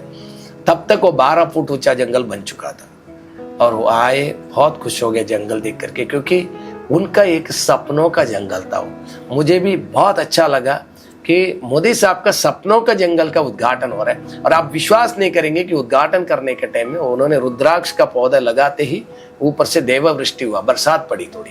कच्छ में उस टाइम में जुलाई में बरसात पड़ना, वहां तो अगस्त के बाद बारिश आती, फिर भी बरसात पड़ी। ताकि ये कारण ये था कि प्रकृति इतना खुश हो गया कि कुछ जगह तुम दोनों ने मिलकर के जो सोच से बनाया, एक ने सोचा एक ने बनाया, बहुत सोचा उन्होंने, मैंने बनाया। और बहुत अच्छा बना। बहुत अच्छा बनने का उन्होंने भी अपनी स्पीच में बोला कि पूरा पर्वत को हरा भरा बनाने का हमारा सबका लक्ष्य होना चाहिए। ऐसे ही उसके बाद फिर वापस 2.5 लाख लगभग लग गया। अभी 5,75,000 पेड़ लग चुका है। अगला 5 लाख और फर्स्ट फेज में लगना है, फिर सेकेंड फेज में 12 लाख लगाने का प्लान अभी चालू है। लेकिन इस तरह एक जंगल बनाने के बाद वहां पे जो आप बदलाव जो देखने को मिला है, अंदर अभी आप जाएंगे तो बाहर से आपको 8 से 9 डिग्री टेम्परेचर कम मिलेंगे। एक हजारों पक्षियों की आवाज सुनने को मिलेगी। चेक डैम में 50 चेक डैम में से 22 चेक डैम में ये मई में एंड में अभी भी पानी है। टॉर्टोइस वहां पे नेचुरली डेवलप हो चुका है। 3 चेक डैम के अंदर 1000 संख्या में 3 वैरायटी की मछलियां हैं। आप देख करके हैरान होंगे कि आई कहां से। प्रकृति ने सब कुछ वहां रख कर दिया। प्रकृति माँ का जो गोद में जो कुछ था ना, वो सब कुछ मोदी जी के सपनों का जंगल में प्रकृति ने भी छोड़ दिया कि भाई लो, आपने दिल से ये बनाया, आप मेरी तरफ से ये भी गिफ्ट लो बोल करके प्रकृति ने दिया। अलग अलग कलर के फूल, अलग अलग मौसम, अलग अलग टाइम में आपको अलग अलग चीजें देखने को मिल रहा। लोग मॉर्निंग वॉक में आ रहे हैं, एंजॉय कर रहे हैं। लोग बोल रहे हैं कि कच्छ अब तक कच्छ का रण के लिए फेमस था। कच्छ नहीं देखा तो कुछ नहीं देखा। कच्छ में आइए, आप कच्छ का रण को देखिए। लेकिन अब मोदी जी ने उसमें एक लाइन और ऐड कर दिया कि कच्छ में आकर के कच्छ का रण को भी देखिए, कच्छ का वन को भी देखिए। जब कच्छ का वन बोलते तो लोगों को आश्चर्य लगता है, कच्छ में वन हो सकता है? हाँ जरूर, आप लोग भी कभी जाएंगे तो देखिएगा। और इस माध्यम से मैं सभी को कहना चाहता हूँ कि कच्छ का स्मृति वन को देखना बहुत जरूरी है, क्योंकि ये सब उसके अंदर सब कुछ अलग है, सब कुछ हटके है। भारत वन का जो सोच से बना हुआ स्मृति वन है, इसके लिए उसको देखना बहुत जरूरी। बहुत सुंदर। नायर सर, आपने बहुत कुछ अचीव किया है और प्रकृति के साथ जुड़ने का संदेश दे रहे हैं हमें, आने वाली पीढ़ियों को, ताकि हम सब लोग सस्टेन कर सकें, इस धरती पर रह सकें और आगे आने वाली पीढ़ियों को सही चीज़ दे सकें। तो आज के हमारे दर्शकों को, बच्चों को और सबको इतना मोटिवेशन, इतनी राह दिखाने के लिए बहुत बहुत धन्यवाद। धन्यवाद आपका भी sir. Vande Bharat. Vande thank you Bharat. So much.